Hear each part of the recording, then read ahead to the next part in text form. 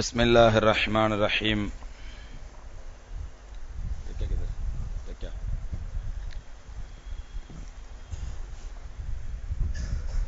அல்ஹம்துலில்லாஹி ரப்பில் ஆலமீன்.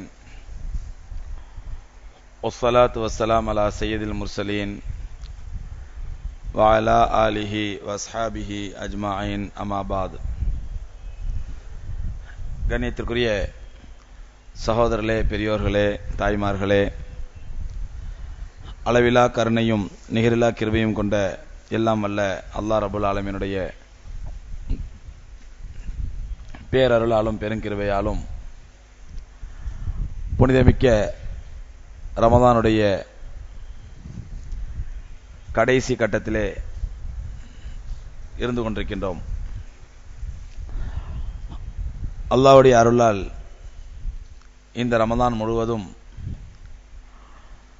சஹாபாக்கள் சத்திய நபி ஸல்லல்லாஹு அலைஹி வஸல்லம் அவர்களுடைய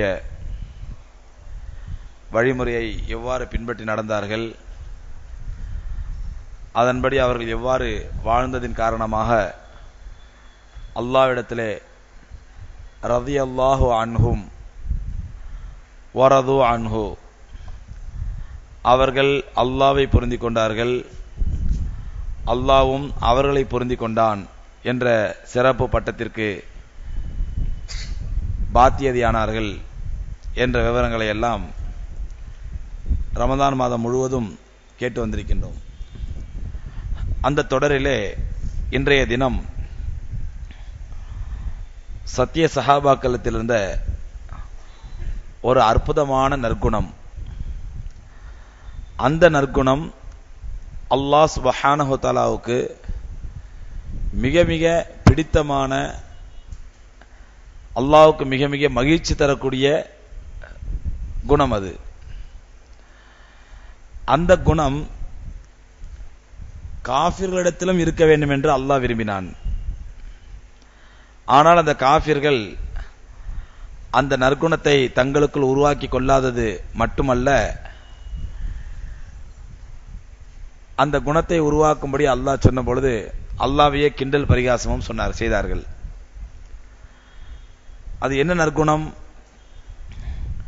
ஏழைகளுக்கு, மிஸ்கின்களுக்கு, முடியாதவர்களுக்கு, இயலாதவர்களுக்கு மட்டுமல்லாமல் நண்பர்கள், உறவினர்கள், சொந்தக்காரர்கள், இத்தகைய நல்ல மக்களுக்கும் உணவளித்து அவர்களை மகிழ்வித்து அந்த மகிழ்ச்சியிலே பங்கு பெறுவது. இந்த நற்குணம் காஃபிர்களிடத்திலும் இருக்க வேண்டும் என்று அல்லாஹ் விரும்பினான். எப்படி என்றால், சூரத்துல் யாசீனில் அல்லாஹ் குறிப்பிடுகின்றான், அவர்களிடத்திலே சொல்லப்பட்டால், காஃபிர்களிடத்திலே சொல்லப்பட்டால், ஏழை மக்களுக்கு, உணவில்லாத மக்களுக்கு உணவளியுங்கள், அவர்கள் வயிறு நிரம்ப வழி செய்யுங்கள் என்று சொன்னால் அவர்கள் பதிலளிப்பார்கள். எப்படி என்றால், அன்னுத்இமு மல்லவ் யஷா இல்லாஹு அன்யுத்இமா, அன்னுத்இமு மல்லம் யஷா இல்லா அன்யுத்இமா, அல்லாஹ்வே யாருக்கு உணவு கொடுக்க விரும்பவில்லையோ அவர்களுக்கு நாங்க ஏன் உணவு கொடுக்க வேண்டும் என்று அவர்கள் கேட்கிறார்கள். அதாவது ஏழைகளுக்கு சாப்பாடு வழி இல்லாதவங்க, கஷ்டப்படுறவங்க, அவங்களுக்கு நீங்க சாப்பாடு கொடுங்க, உணவளியுங்கள் என்று அவர்களுக்கு சொல்லப்பட்டால் அவர்கள் திரும்ப பதில் என்ன சொல்றாங்க? அல்லாஹ்வே அவங்களுக்கு உணவு கொடுக்க விரும்பல, அல்லாஹ்வே அவர்களுக்கு உணவளிக்க விரும்பவில்லை, அதனால தான் அவங்க பட்டினி கிடக்குறாங்க. எப்ப அல்லாஹ்வே அவர்களுக்கு உணவளிக்க விரும்பவில்லையோ அத்தகைய மக்களுக்கு நாங்களே உணவளிக்க வேண்டும் என்று இவர்கள் கேட்கிறார்கள் அப்படின்னு அல்லாஹ்வே குர்ஆன்ல சொல்றான். இந்த உணவளிப்பது என்ற இந்த நல்ல குணம் இருக்கிறது, சஹாபாக்களிடத்தில் இருந்த அற்புதமான குணம். அல்லாஹ் குர்ஆன்ல பல இடங்கள்ல உணவில்லாதவர்களுக்கு, ஏழைகளுக்கு, பசித்தவர்களுக்கு உணவளிப்பதை மிகப்பெரிய ஒரு நற்காரியமாக, புனிதமான காரியமாக, புண்ணிய காரியமாக அல்லாஹ் குர்ஆனிலே நமக்கு சொல்லித் தருகின்றான். உணவில்லாதவர்களுக்கு உணவளிப்பது, ஏழைகளுக்கு உணவளிப்பது, வறியவர்களுக்கு உணவளிப்பது, கஷ்டப்பட்டவர்களுக்கு உணவளிப்பது, அது ஒரு மிக பெரும் புண்ணியமான காரியம் என்று அல்லாஹ் குர்ஆன்ல பல இடங்கள்ல சொல்றான். ஒரு வசனத்தில் நமக்கு எல்லாத்துக்கும் தெரிஞ்ச சூரா, அந்த சூரா அல்லாஹ் சொல்லி காட்டுறான், அராய்தல்லதி யுகத்திபு பித்தீன் அப்படிங்கிற சூறால ஃபதாலிகல்லதி யதுல் யதீம். நபியே, மறுமையை நிராகரிக்கக்கூடிய காஃபிர் யார் என்று உங்களுக்கு தெரியுமா? மறுமையை நிராகரிக்கக்கூடிய காஃபிர் யார் என்று உங்களுக்கு தெரியுமா? ஃபதாலிகல்லதி யதுல் யதீம், அவன் யதீம்களை விரட்டுவான். வலா யஹுல்லு அலா தாமில் மிஸ்கீன், மிஸ்கீன்களுக்கு உணவளிப்பதை விரும்ப மாட்டான். அவனும் உணவளிக்க மாட்டான், மற்றவர்களை உணவளிக்க தூண்ட மாட்டான். ஆக மிஸ்கீன்களுக்கு, இல்லாதவர்களுக்கு உணவளிக்காதவனை அல்லாஹ் மறுமையை நிராகரிக்கக்கூடிய காஃபிர் என்று அல்லாஹ் சொல்லுகின்றான். சொல்லிவிட்டு அந்த வசனத்தை சொல்றான், ஃபவைலுல் லில் முஸல்லீன், இத்தகைய குணம் இல்லாதவன் அனாதைகளை அரவணைப்பதற்கோ அல்லது மிஸ்கீன்களுக்கு உணவளிப்பதற்கோ இத்தகைய நற்குணம் இல்லாதவன் அவன் தொழுகையாளியாக இருப்பானேனால் அந்த தொழுகையாளிக்கு நாசம்தான். ஃபவைலுல் லில் முஸல்லீன், அத்தகைய தொழுகையாளிகளுக்கே நாசம்தான் அல்லாஹ் சொல்றான். ஆகவே சகோதரர்களே, தொழுகை இபாதத், வணக்க வழிபாடுகள் எப்படி நற்குணங்களோ நல்ல அமல்களை சார்ந்ததோ அதே போன்று ஏழைகளுக்கு உணவளிப்பது, ஏழைகளுக்கு நம்மால் பசியை ஆற்றுவது, பசியை போக்குவது, இது ஒரு மிகச்சிறந்த இபாதத் என்பதை நாம் அல்லாஹ்வுடைய கட்டளையின் மூலமாக, பெருமானார் ஸல்லல்லாஹு அலைஹி வஸல்லம் போதனையின் மூலமாக பார்க்கின்றோம். ஆனால் சஹாபாக்கள் ஏழைகள் மட்டுமில்லாமல், மிஸ்கீன்கள் மட்டுமில்லாமல், சஹாபாக்களை பொறுத்தவரையிலே தங்களுடைய நண்பர்கள், தங்களுடைய உறவினர்கள், அவர்களுக்கும் பசியார வைத்து, உணவு பரிமாற வைத்து அதில் அழகு பார்த்தார்கள். தமிழ்ல சொல்லுவாங்க, பசியாறுவதில் உள்ள இன்பம் அதிகமா, பரிமாறுவதில் உள்ள இன்பம் அதிகமா? கடுமையான பசியா இருக்குது, அந்த நேரத்தில் நாம பசியாடுறதுல அதனால் ஏற்படக்கூடிய இன்பம் அதிகமா, இல்ல பரிமாறி அடுத்தவர்கள் சந்தோஷப்பட்டு அவர்கள் முகத்தை பார்க்கும் பொழுது ஏற்படக்கூடிய இன்பம் அதிகமா என்றால், சில பேருக்கு யார் எக்கடா கேட்டு போட்டோம், நான் பசியாறுனா போதும், பசியாறுவதில் தான் அவர்களுக்கு இன்பம். ஆனால் ஒரு உண்மையான மனிதனை பொறுத்தவரையிலே, ஒரு உண்மையான மூமினை பொறுத்தவரையிலே, பசியாறுவதிலே அவருக்கு ஏற்படக்கூடிய இன்பத்தை விட பரிமாறுவதிலே ஏற்படக்கூடிய இன்பம் தான் அதிகமாக இருக்க வேண்டும். அந்த ரீதியில் நம்ம சஹாபாக்களுடைய நற்குணங்களை, சஹாபாக்களுடைய சிறந்த குணங்களை நாம் எடுத்து பார்ப்போம் எனால், சத்திய சஹாபாக்கள் மற்றவர்களுக்கு உணவளிப்பதிலே, தினந்தோறும் தங்களுடைய உணவோடு மற்றவர்களையும் பங்கெடுக்க வைப்பதில்லை. சில சஹாபாக்கெல்லாம் பாத்தீங்கன்னா டெய்லியும் தினந்தோறும் ஒவ்வொரு வேளை சாப்பிடும் பொழுதும் யாராவது ஒரு விருந்தினர், யாராவது ஒருவர் தன்னோடு அமர்ந்து சாப்பிட்டால் தான் அவர்களுக்கு சாப்பாடே இறங்கும். அந்த மாதிரி மற்றவர்களுக்கு உணவருந்துவதிலும் மற்றவர்களுக்கு பரிமாறுவதிலும் சஹாபாக்கள் அவ்வளவு ஆசையோடும் ஆர்வத்தோடும் ஈடுபட்டிருக்கிறார்கள் என்பதை நாம் பார்க்க முடியும். இது ஒரே இடத்துல வச்சுட்டு அப்படியே எல்லாருடைய சிந்தனை கிளப்புற மாதிரி இருக்கு. கிட்ட கொண்டு போய் எல்லாருக்கிட்டையும் கொண்டு கொடுங்க. தூக்கிட்டு போய் கஷ்டமா தான் அப்படியே வச்சிருங்க, பயான் முடிஞ்ச பிறகு கொடுத்துக்கலாம். யாராவது வாலண்டியர் கூட சேர்த்துங்க. ஒரு இடத்துல இருந்து அங்கே இருந்து இங்க வரலாம் வருது, அத்தனை பேருடைய கவனமும் சேர்த்துறது பார்சலாய் வரும்போது. ஆக சஹாபாக்கள் மற்றவர்களுக்கு உணவளிப்பதிலும், மற்றவர்களை உணவளித்து அந்த உணவை அவர்கள் உண்ணும் பொழுது அவர்களுடைய முகத்தில் ஏற்படக்கூடிய மகிழ்ச்சியை பார்த்து அவர்கள் மகிழ்ச்சி அடையக்கூடியவர்களாக இருந்தார்கள். ஹதரத் அலி ரலியல்லாஹு தஆலா சொல்றாங்க, லஅன் அஜ்மா அன்-நாஸ மின் அஸ்ஹாபி அலா ஸாஇம் மின் தஆமின், என்னுடைய தோழர்கள் சில பேரை என்னுடைய வீட்டிற்கு அழைத்து ஒன்று சேர்த்து அவர்கள் எல்லோரையும் ஒரு இடத்திலே அவர்களுக்கு உணவு ஏற்பாடு செய்து நான் அவர்களுக்கு உணவளிப்பது அல்லது விருந்தளிப்பது, என்னுடைய சஹாபாக்களை, என்னுடைய தோழர்களை எல்லாரும் ஒரு இடத்துல ஒன்று சேர்த்து நான் அவர்களுக்கு உணவளிப்பது, விருந்து கொடுப்பது, அஹப்பு இலைய, எனக்கு ரொம்ப ரொம்ப பிடித்தமானது. எதை விட என்றால், மின் அன் அஹ்ருஜ இல சூகி ஃபஅஷ்தரா நஃப்ஸன் ஃபஉதிகஹா, நான் கடை வீதிக்கு போய் அங்கு கஷ்டப்பட்டு அடிமையில் யாராவது விற்கப்படுறாங்களா கடை வீதியில என்று தேடி ஒரு அடிமையை தேடி கண்டுபிடிச்சு வாங்கி அந்த அடிமையை நான் உரிமை விடுவதை விட எனக்கு மிக மிக விருப்பமானது என்னுடைய சஹாபாக்களை, என்னுடைய தோழர்களை கூப்பிட்டு அவர்களோடு உட்கார்ந்து விருந்து பரிமாறி சாப்பிடுவது. அதை தலிதல் சொல்றாங்க. அப்ப விருந்து சாப்பிடுவதை அல்லது விருந்து பரிமாறுவதை, விருந்து கொடுப்பதை வேறு மிகப்பெரிய புண்ணியமான காரியமாக சஹாபாக்கள் கருதினார்கள். அடுத்தவர்களுக்கு உணவளித்து அந்த மகிழ்ச்சியை பரிமாறிக்கொள்வதிலே மிகச் சிறந்த காரியமாக கருதினார்கள். அதனாலதான் ஒருத்தர் விருந்துக்கு அழைக்கும் பொழுது பெருமானார் ஸல்லல்லாஹு அலைஹி வஸல்லம் சொன்னாங்க, ஒரு மூமினுக்கு செய்ய வேண்டிய மிக முக்கியமான கடமைகளில் ஒன்று அவர் விருந்துக்கு அழைத்தால் அந்த அழைப்புக்கு பதிலளிக்க வேண்டும். விருந்துக்கு அழைச்சா அங்க நகரை பண்ணக்கூடாது, பந்தா காட்டக்கூடாது. அங்க என்ன நேரில் வந்து கூப்பிடலையே, என்ன வெத்தலைப்பாக வச்சு அழைக்கலையே, அது என்ன என்ன என்ன முதல்ல சில பேர் விருந்து கூட என்ன மெனு அதை சொல்லு, முதல்ல என்ன மெனு, என்ன விருந்துல என்ன வைப்ப, அதுக்கேற்ற மாதிரி நான் முடிவு பண்றேன் வரதா வேறமான்னு சொல்லி. அப்ப நபிஸல்லல்லாஹு சொல்றாங்க இதெல்லாம் ஒரு மூமினுக்கு அழகல்ல. ஒரு மூமின் விருந்துக்கு அழைத்தால் அந்த விருந்துக்கு பதிலளிக்க வேண்டும். எதுவரை? அந்த விருந்திலே ஏழைகள் புறக்கணிக்கப்படாத வரை, அல்லது அந்த விருந்திலே அல்லாஹ்வுக்கு மாற்றமான காரியங்கள் நடக்காத வரை ஒரு மூமின் அந்த விருந்திலே கலந்து கொள்ள வேண்டும்.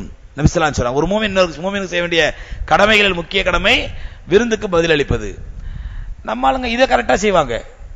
விருந்துக்கு பதிலளிக்கிறதுல, விருந்து கூப்பிட்டாங்கண்டா குடும்பத்தோட எல்லாம் இறங்குவாங்க. ஆனா இவர்கள் விருந்து கொடுப்பது, இவர்கள் மற்றவர்கள் விருந்து கொடுப்பாங்களா, அது ஜீரோவா தான் இருக்கும். இப்படி இல்லாமல் உணவளிப்பது, விருந்தளிப்பது என்பது மிகச் சிறந்த இபாதத்.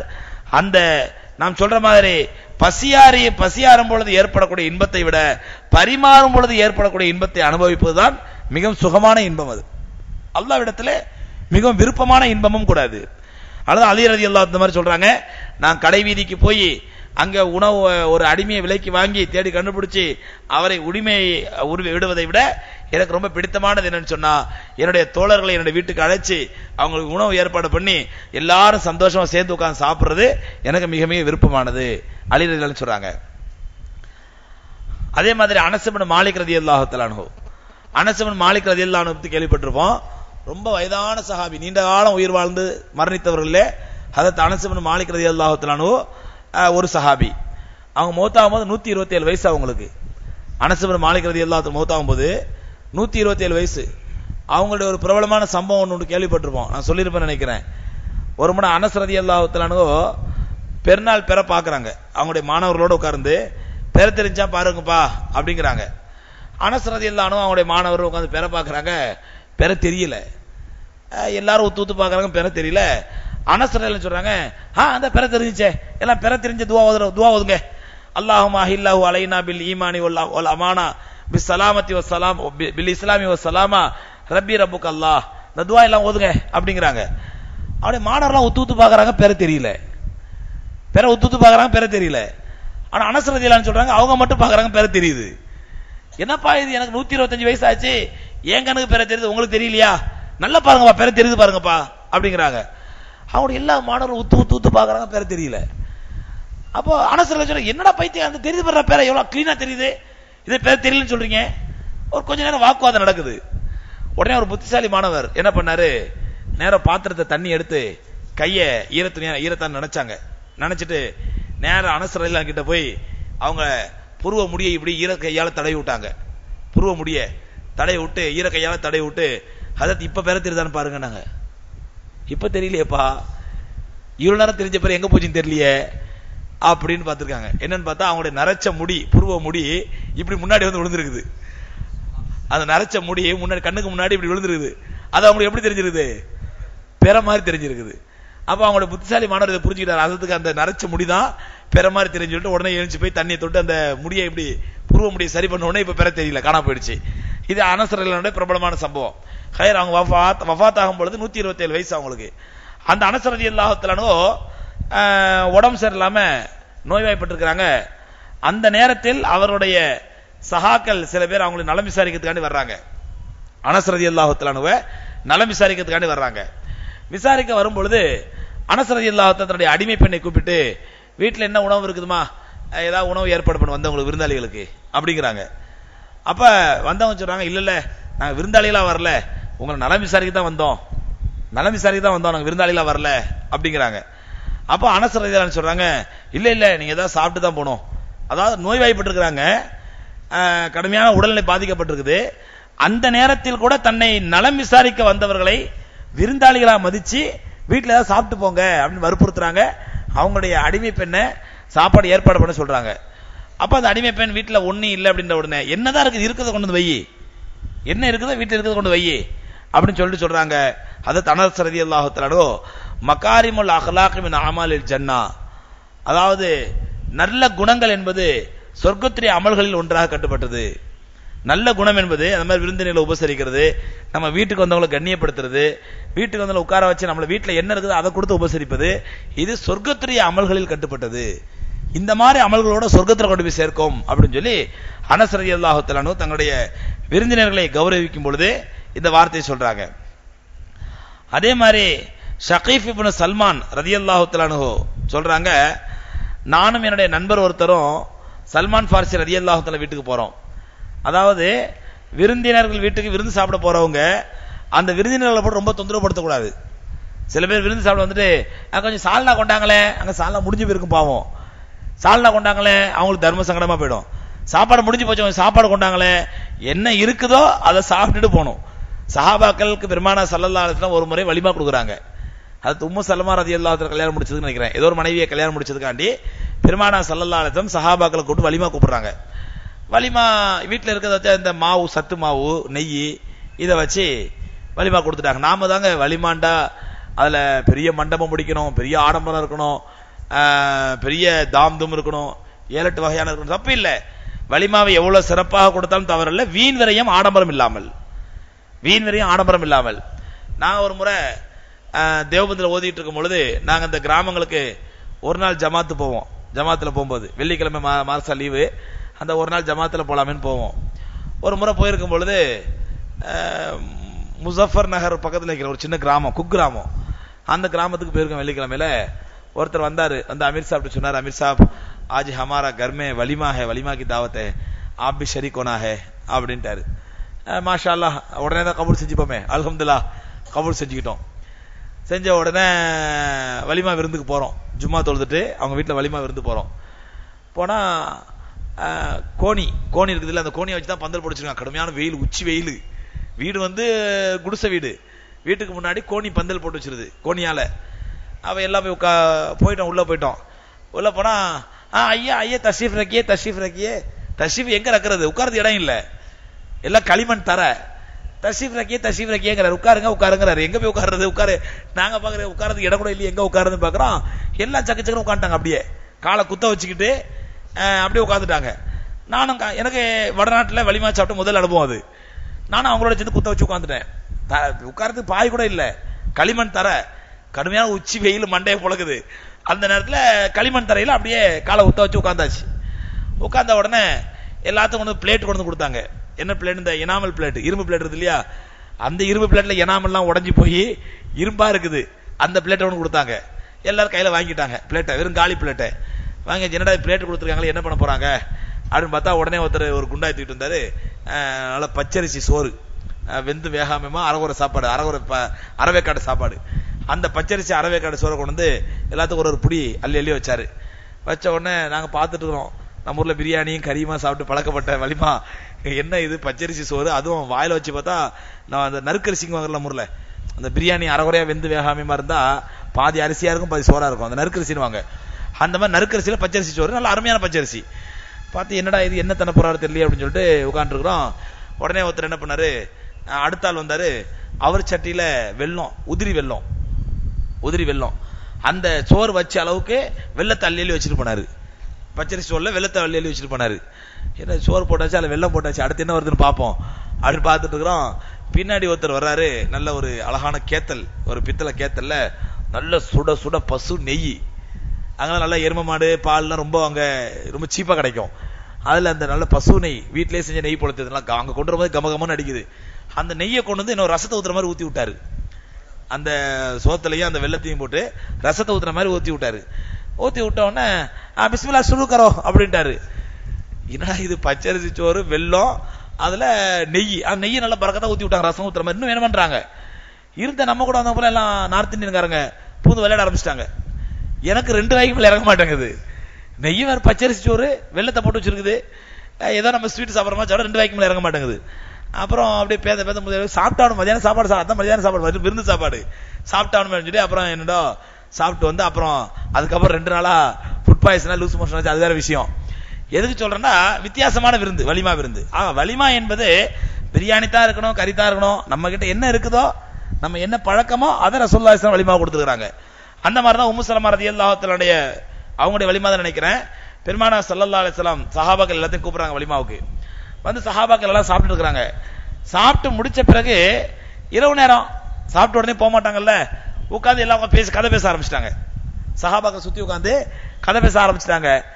ரசூலுல்லாஹி ஸல்லல்லாஹு ரொம்ப தர்ம சங்கடமா இருக்குது. ஏன்னா இரவு நேரத்தில் ரசூலுல்லாஹி அதிகமா முழிக்க மாட்டாங்க, சீக்கிரம் படுத்துருவாங்க, அதிகாலையில் எழுச்சிருவாங்க. சஹாபாக்கள் பேசிக்கிட்டு இருக்கிறாங்க. இவங்களை போங்கன்னு சொல்றது ரசூலுல்லாஹி மனசு கஷ்டமா இருக்குது. சீக்கிரம் இடத்த காலி பண்ணுங்க அப்படின்னு சொல்றது ரசூலுல்லாஹி ரொம்ப கூச்சமா இருக்குது. என்னடா பண்றது அப்படி யோசிச்சிருக்கிறாங்க. அல்லாஹ் ரப்பல் ஆலமீன் ஆயத்து இறக்கிட்டான். அல்லாஹ் ஆயத்து இறக்கிட்டான். சஹாபாக்களை யா அய்யுஹல்லதீன ஆமனூ முஃமின்களே, நீங்கள் சாப்பிட்டு முடிச்சுட்டா முதல்ல இடத்த காலி பண்ணுங்க. இதே ஆயத்து எங்க வருது அந்த ஆயத்து? நான் பார்த்து நாளைக்கு பார்த்து சொல்றேன் இன்ஷா அல்லாஹ். சாப்பிட்டு முடிச்சீங்கன்னா இடத்த காலி பண்ணுங்க. ஏனென்றால் நீங்க உட்கார்ந்து கதை பேசிட்டு இருக்கிறது நபிக்கு இடைஞ்சலா இருக்குது. ஆனால் நபி சொல்வதற்கு வெட்கப்படுகிறார், அல்லாஹ் உண்மையை சொல்வதற்கு வெட்கப்பட மாட்டான். உண்மையை சொல்றதுக்கு அல்லாஹ் வெட்கப்பட மாட்டான். அதனால முதல்ல இடத்த காலி பண்ணுங்க அப்படின்னு அல்லாஹ் ஆயத்து இறக்கணும். எதுக்கு சொல்றேன்னா, நம்ம ஒரு வீட்டுல விருந்து சாப்பிட போறோம்டா, அந்த வீட்டாருக்கு சிரமம் கொடுக்க கூடாது. அல்ஹம்துலில்லாஹ் இருக்கிறத சாப்பிட்டுட்டு சில பேர் சாப்பிட்டுட்டு வரும்போது மாஷா அல்லாஹ் ரொம்ப அருமையான சாப்பாடுங்க அப்படிங்குவாங்க. இன்னும் சில பேர் சாப்பிட்டு வரும்போது நல்லா இருந்துச்சு சாப்பாடு, கொஞ்சம் அந்த உப்பு கொஞ்சம் கம்மியா இருந்துச்சு அப்படின்னு குறை சொல்ல வேண்டியது. நிறைய பேர் கல்யாண வீட்டுல போய் சாப்பாடை சாப்பிட்டுட்டு அதுல 100க்கு 10% 15% மக்கள் தான் துவா செஞ்சுட்டு வர்றவங்க. இது 80 எண்ணத்தை சேர்விட கறி இல்ல ஒண்ணு இல்ல வீணாப்பானவங்க, ஷோரா போட்டாங்க ஷோரு இப்படி. அப்ப இந்த மாதிரி யார் விருந்தளிக்கிறார்களோ அந்த விருந்தினர்களோட மேஸ்பான், உருதுல மேஸ்பான் சொல்லுவாங்க. விருந்து அளிப்பவர்களுக்கு தமிழ் என்ன சொல்றதுங்க? விருந்து சாப்பிடுறதுக்கு விருந்தாளின்னு சொல்லுவாங்க. விருந்து அளிப்பவர்களுக்கு தமிழ் ஏதாவது வார்த்தை இருக்குதா? உருது விருந்து உபசரிப்பவர் அப்படி இல்லை, ஏதாவது ஒரே வார்த்தையா? இல்ல, உருதுல அழகான வார்த்தை மெஹமான் மேஸ்பான். விருந்தாளிக்கு மெஹமான், விருந்து அளிப்பவருக்கு மேஸ்பான் அப்படிங்குவாங்க. அப்ப அந்த மேஸ்பானுக்கு வருத்தம் ஏற்படக்கூடாது. அந்த மேஸ்பானுக்கு வந்து விருந்தளிக்கிறவருக்கு வந்து அவர் நோவினப்படுத்துற மாதிரி கஷ்டப்படுத்துற மாதிரி நடக்கக்கூடாது. அதுக்கு ஒரு சம்பவம் பாருங்க. ஷஃபீக் இப்னு சல்மான் ரலியல்லாஹு தஆலா அறிவிக்கிறாங்க, நானும் என் நண்பர் ஒருத்தரும் சல்மான் ஃபார்சி ரலியல்லாஹு தஆலா வீட்டுக்கு போனோம். சல்மான் ஃபார்சி ரலியல்லாஹு தஆலா வீட்டுக்கு போறோம். அங்க போய் சல்மான் ஃபார்சி ரலியல்லாஹு என்ன பண்ணாங்க, உடனே நாங்க 2 பேரும் போன சாப்பாடு டைமா இருந்தனால உட்காருங்க சாப்பிடுங்க அப்படின்னு சாப்பாடு வைக்க ஆரம்பிச்சிட்டாங்க. அப்ப நாங்க திடீர்னு போனதுனால பெரிய ஏற்பாடுலாம் ஒன்றும் அங்க பண்ணல. 2 பேரும் சாப்பிட உட்காந்துட்டோம். உட்கார்ந்த உடனே அவங்க வீட்டில் உள்ள அந்த ரொட்டி, அந்த ரொட்டிக்கு தொட்டுக்க அந்த சிற்காய்ன்னு சொன்னா அந்த என்ன சொல்றது வினிகர், இந்த வினிகர் இதெல்லாம் கொண்டு வந்து வைக்கிறாங்க. வச்ச உடனே கொஞ்சம் சால்னா கொண்டு வந்து வைக்கிறாங்க. எப்ப செஞ்ச சால்னாவோ தெரியல, அங்க சால்னா இருக்குது. அந்த சால்னா வீட்டில் என்ன இருக்குது அதை கொண்டு வந்து வைக்கிறாங்க. அப்ப அந்த நண்பர் எங்க ஷஃபீக் இப்னு சல்மான் ரலியல்லாஹு சொல்றாங்க, என் கூட வந்த நண்பர் சொல்றாரு, சால்னால கொஞ்சம் காய்கறி கறி போட்டு தான் நல்லா இருந்திருக்கும், வெறும் சால்னாவா இருக்குதே அப்படின்றாங்க. உடனே இந்த வார்த்தை சல்மான் ஃபார்சி ரலியல்லாஹு தஆலாவுக்கு கஷ்டமாயிடுது. வீட்டுல காய்கறி இல்ல, ஆனா இவர் காய்கறி விரும்புறாரு வந்த மெஹமான் விருந்தாளி. அதனால என்ன பண்ணாங்க, அவங்க ஒது செய்யறதுக்கான ஒரு பாத்திரம் வச்சிருந்தாங்க. அந்த பாத்திரத்தை தன்னுடைய வேலைக்காரன் கொடுத்து இதை கொண்டு போய் உடனே அடகு வச்சு இது வாங்கிட்டு வா, ஏதாவது காய்கறி வாங்கிட்டு வா அப்படின்னு அனுப்பிடுறாங்க. உடனே இவர் பேர் என்ன பண்றாரு, அடகு வச்சு அடகுன்ற உடனே இப்ப சல்மான் ஃபாரிஸ் ரலியல்லாஹு அடகு வச்சிருக்காங்களா? அடகுனா எங்க வச்சிருப்பாங்க? மார்வாடி கடையில் வச்சிருப்பாங்க. மார்வாடினா வட்டி தான் வாங்கியிருப்பான். அப்ப சஹாபாக்களே வட்டி அடகு அப்படி முடிவு பண்றாதீங்க. அந்த காலத்துல அடகு என்பது வேறு வட்டி சார்ந்த அடகு மட்டுமல்ல, வட்டி இல்லாமலும் கடன் கொடுப்பதற்காக அடகு வச்சு கடன் வாங்குவாங்க. அடகு வச்சு என்ன பண்றாங்க, காய்கறி வாங்கிட்டு வந்துடுறாங்க. காய்கறி வாங்கிட்டு வந்த உடனே சமைச்சாங்க. சமைச்சு கொடுத்து அல்ஹம்துலில்லாஹ் திருப்தியா சாப்பிட்டாங்க. சாப்பிட்டு முடிச்ச உடனே அந்த நண்பர், கூட வந்த நண்பர், அந்த சால்னால காய்கறி வேணும்னு கேட்டார் இல்லையா, அந்த நண்பர் சொல்றாரு, அல்ஹம்துலில்லாஹில்லதி கன்னஅனா அலா மா ரஸகனா, எங்களுக்கு அளித்த ரிஸ்கை எங்களுக்கு போதுமாக்கி வைத்த அல்லாஹ்வுக்கே எல்லா புகழும் அப்படிங்கிறாரு. அதான் எங்களுக்கு அளித்த ரிஸ்கை எங்களுக்கு மன திருப்தியா போதுமாக்கி வைத்த அல்லாஹ்வுக்கே எல்லா புகழும் அப்படிங்கிறாரு. உடனே ஹஜ்ரத் சல்மான் ஃபாரிசி ரலியல்லாஹு தஆலா சொல்றாங்க, லவ் கனஅத மா ரஸகக அல்லாஹ், உனக்கு அல்லாஹ் ரிஸ்க் அளித்தானே, அந்த ரிஸ்கை கொண்டு நீ போதுமாக்கி இருந்தால் ஒமா ஒலம் தக்குன் மத்தஹரதி மர்ஹூனா, என்னுடைய ஒது செய்யற பாத்திரம் அடகு வைக்கப்பட்டிருக்காது. அல்லாஹ்வோட கொடுத்திருந்ததை வச்சு நீ போதுமாக்கி இருந்தா, நான் சால்னா வச்சா ரொட்டி வச்சேன், அதை வச்சு நீ போதுமாக்கி இருந்தா என்னுடைய ஒது செய்யற பாத்திரம் அடகுக்கு போயிருக்குமா? நீ அதுல காய்கறி வேணும்னு கேட்டு கறி வேணும்னு கேட்டதுனாலதான் என்ன ஒது செய்யற பாத்திரம் என்ன ஆயிடுச்சு, அடகு பாத்திரம் ஆகி போச்சு அப்படின்னு சொல்லி சல்மான் ஃபாரிசி ரலியல்லாஹு சொல்றாங்க. லவ் கனாஅத்தமா ரஸகக்கல்லா, அல்லாஹ் உனக்கு அளித்த ரிஸ்கை நீ போதுமாக்கி இருந்தால், லம் தகுன் மித்தஹரத்தி மர்ஹூனா, என்னுடைய ஒது செய்யற பாத்திரம் அடகு பாத்திரமா மாறி இருக்காது அப்படிங்கிறாங்க. அப்ப அவங்களுக்கு அந்த சிரமம் ஏற்பட்டால் கூட அந்த விருந்தினருடைய மகிழ்ச்சிக்காக தன்னுடைய பொருளை அடகு வச்சு அவங்க என்ன பண்ணாங்க, விருந்து கொடுத்தாங்க அப்படிங்கறத பாக்குறோம். இப்படி விருந்தளிப்பதிலே நாம் ஒரு அழகான நாகரிகத்தை, நடைமுறையை பின்பற்ற வேண்டும். ஆனால் அதே நேரத்தில் இன்னைக்கு பார்க்கிறோம் தேவையில்லாத வீண் விரயம், தேவையில்லாத வீண் விருந்து. கல்யாணம் முடிச்சாலும் விருந்து, ஹத்னா பண்ணாலும் விருந்து, பொண்ணு வயசுக்கு வந்தாலும் விருந்து, அந்த பொண்ணு பூப்படைஞ்சாலும் விருந்து, எல்லாத்துக்கும் விருந்து. விருந்து மாப்பிள்ளை ஃபாரினுக்கு போனாலும் விருந்து, ஃபாரின்ல திரும்ப வந்தாலும் விருந்து, ஹஜ்ஜுக்கு போனாலும் விருந்து, ஹஜ்ஜில வந்தாலும் விருந்து. இப்படி எல்லாத்துக்கும் விருந்து விருந்து விருந்து விருந்துன்னு சொல்லி இன்னைக்கு அதாவது தேவையில்லாத விருந்துகள், ஆடம்பரமான விருந்து. சரி, அல்ஹம்துலில்லாஹ் வசதி இருக்கிறவங்க விருந்து வைக்கிறாங்க, வேற பெரிய விஷயம் இல்ல. வசதி இல்லாதவங்க வட்டிக்கு கடன் வாங்கி விருந்து வைக்க அவ்வளவு எல்லாம் இருக்குது. இந்த மாதிரி விருந்து அல்லாஹ் விரும்புறது இல்ல. நம்ம சக்திக்குட்பட்ட அளவுக்கு, உங்களால எவ்வளவு முடியுமோ அப்படி சக்திக்குட்பட்ட அளவுக்கு உறவினர்களுக்கு, நண்பர்களுக்கு விருந்தளிப்பதை சஹாபாக்கள் மிகப்பெரிய சிறந்த புண்ணியமான காரியமாக கருதினார்கள். அதே மாதிரி சுஹைப் ரலியல்லாஹு தஆலா கேள்விப்பட்டிருப்போம், பிரபலமான சஹாபி. அந்த சஹாபி அப்படிதான், என்னன்னு சொன்னா அதிகமா விருந்தளிப்பாங்க. அடிக்கடி அவங்க வீட்டு விருந்து நடக்கும், யார் வந்தாலும் உடனே ஒரு விருந்து நடக்கும். அப்ப உமர் ரலியல்லாஹு தஆலா ஒரு முறை கூப்பிட்டு சுஹைப் ரலியல்லாஹு அன்ஹு சொல்றாங்க, சுஹைபே நீங்க ரொம்ப ஓவரா அதிகமா விருந்தளிக்கிறீங்க, ஏன்னா அப்படி சில சமயங்கள் அது இஸ்ராஃப் ஆயிடும் போது பாத்துங்க, வீண் விரயம் ஆயிடும் போது பாத்துங்க, ரொம்ப அதிகமா விருந்தளிக்காதீங்க அப்படின்னு சொல்லி உமர் ரலியல்லாஹு அன்ஹு சுஹைப் ரலியல்லாஹு தஆலா கூப்பிட்டு அட்வைஸ் பண்றாங்க. அப்ப சுஹைப் ரலியல்லாஹு தஆலா சொல்றாங்க, ரசூலுல்லாஹி ஸல்லல்லாஹு அலைஹி வஸல்லம் அவர்கள் சொல்ல நான் கேட்டிருக்கின்றேன், ஹியாருக்கும் அன்ன தஅம தஆம், யார் அதிகமாக மற்றவர்களுக்கு உணவளித்து உணவு பரிமாறி அதை அந்த இன்பத்தை மகிழ்ச்சி அடைகிறாரோ அவர்தான் உங்களில் சிறந்தவர் நபி ஸல்லல்லாஹு அலைஹி வஸல்லம் சொல்லியிருக்கிறாங்க. அந்த ரசூலுல்லாஹ்வுடைய வார்த்தை தான் என்னை அதிகமா விருந்தளிக்கக்கூடியவனா என்னை தூண்டியது அப்படின்னு சொல்லி ஹதரத் சுஹைப் ரூமி ரலியல்லாஹு தஆலா அன்ஹு சொல்றாங்க. அப்ப அந்த அடிப்படையில சஹாபாக்களிடத்திலே பெருமானா ஸல்லல்லாஹு அலைஹி சொன்னது அதிகமா விருந்தளியுங்கள், ஏழைகளுக்கு, விருந்தினர்களுக்கு, நண்பர்களுக்கு, உறவினர்களுக்கு அடிக்கடி விருந்து கொடுங்க. விருந்தளிப்பது என்பது ஒரு சிறந்த குணம். அதனால் நாம ஒரு வழமையாக்கிக்கணும். என்னன்னு சொன்னா வாரத்துல வாரந்தோறுமோ அல்லது தினந்தோறுமோ நம்மளால முடிஞ்ச அளவுக்கு ஏதாவது ஒரு ஏழைக்கு உணவளிக்க வேண்டும். குறிப்பாக தாய்மார்கள் தங்களுடைய வீடுகளில் அதை வழமையாக்கிக் கொள்ள வேண்டும். நம்ம வீட்டு கடைக்கு வர்ற போற மிஸ்கின்களுக்கு 4 நாள் கொடுக்குறோம், 8 நாள் கொடுக்குறோம், பசிக்குதுங்களா 2 ரூபா, இது பெரிய விஷயம் அல்ல. வாய்ப்பு கிடைச்சா சேருது, வாய்ப்பு எல்லாம் சேருது இல்ல. இதை ஒரு வழமையாக்கி கொள்ள வேண்டும். ஏதாவது என்னுடைய வாழ்க்கையில வாரத்துக்கு ஒருத்தக்க, அல்ல வாரத்துக்கு 5 பேருக்கோ, அல்ல வாரத்துக்கு 2 பேருக்கோ, அல்ல டெய்லி ஒருத்தருக்கோ, அல்ல மாசத்துக்கு 10 பேருக்கோ, நமக்கு எப்படி முடியுமோ அப்படி அந்த அளவுக்கு நான் ஏழைகளுக்கு உணவளிப்பேன் என்பதை ஒரு வழமையாக்கி ஏழைகளுக்கு உணவளிப்பதற்கு வழமையாக்கி கொள்ள வேண்டும்.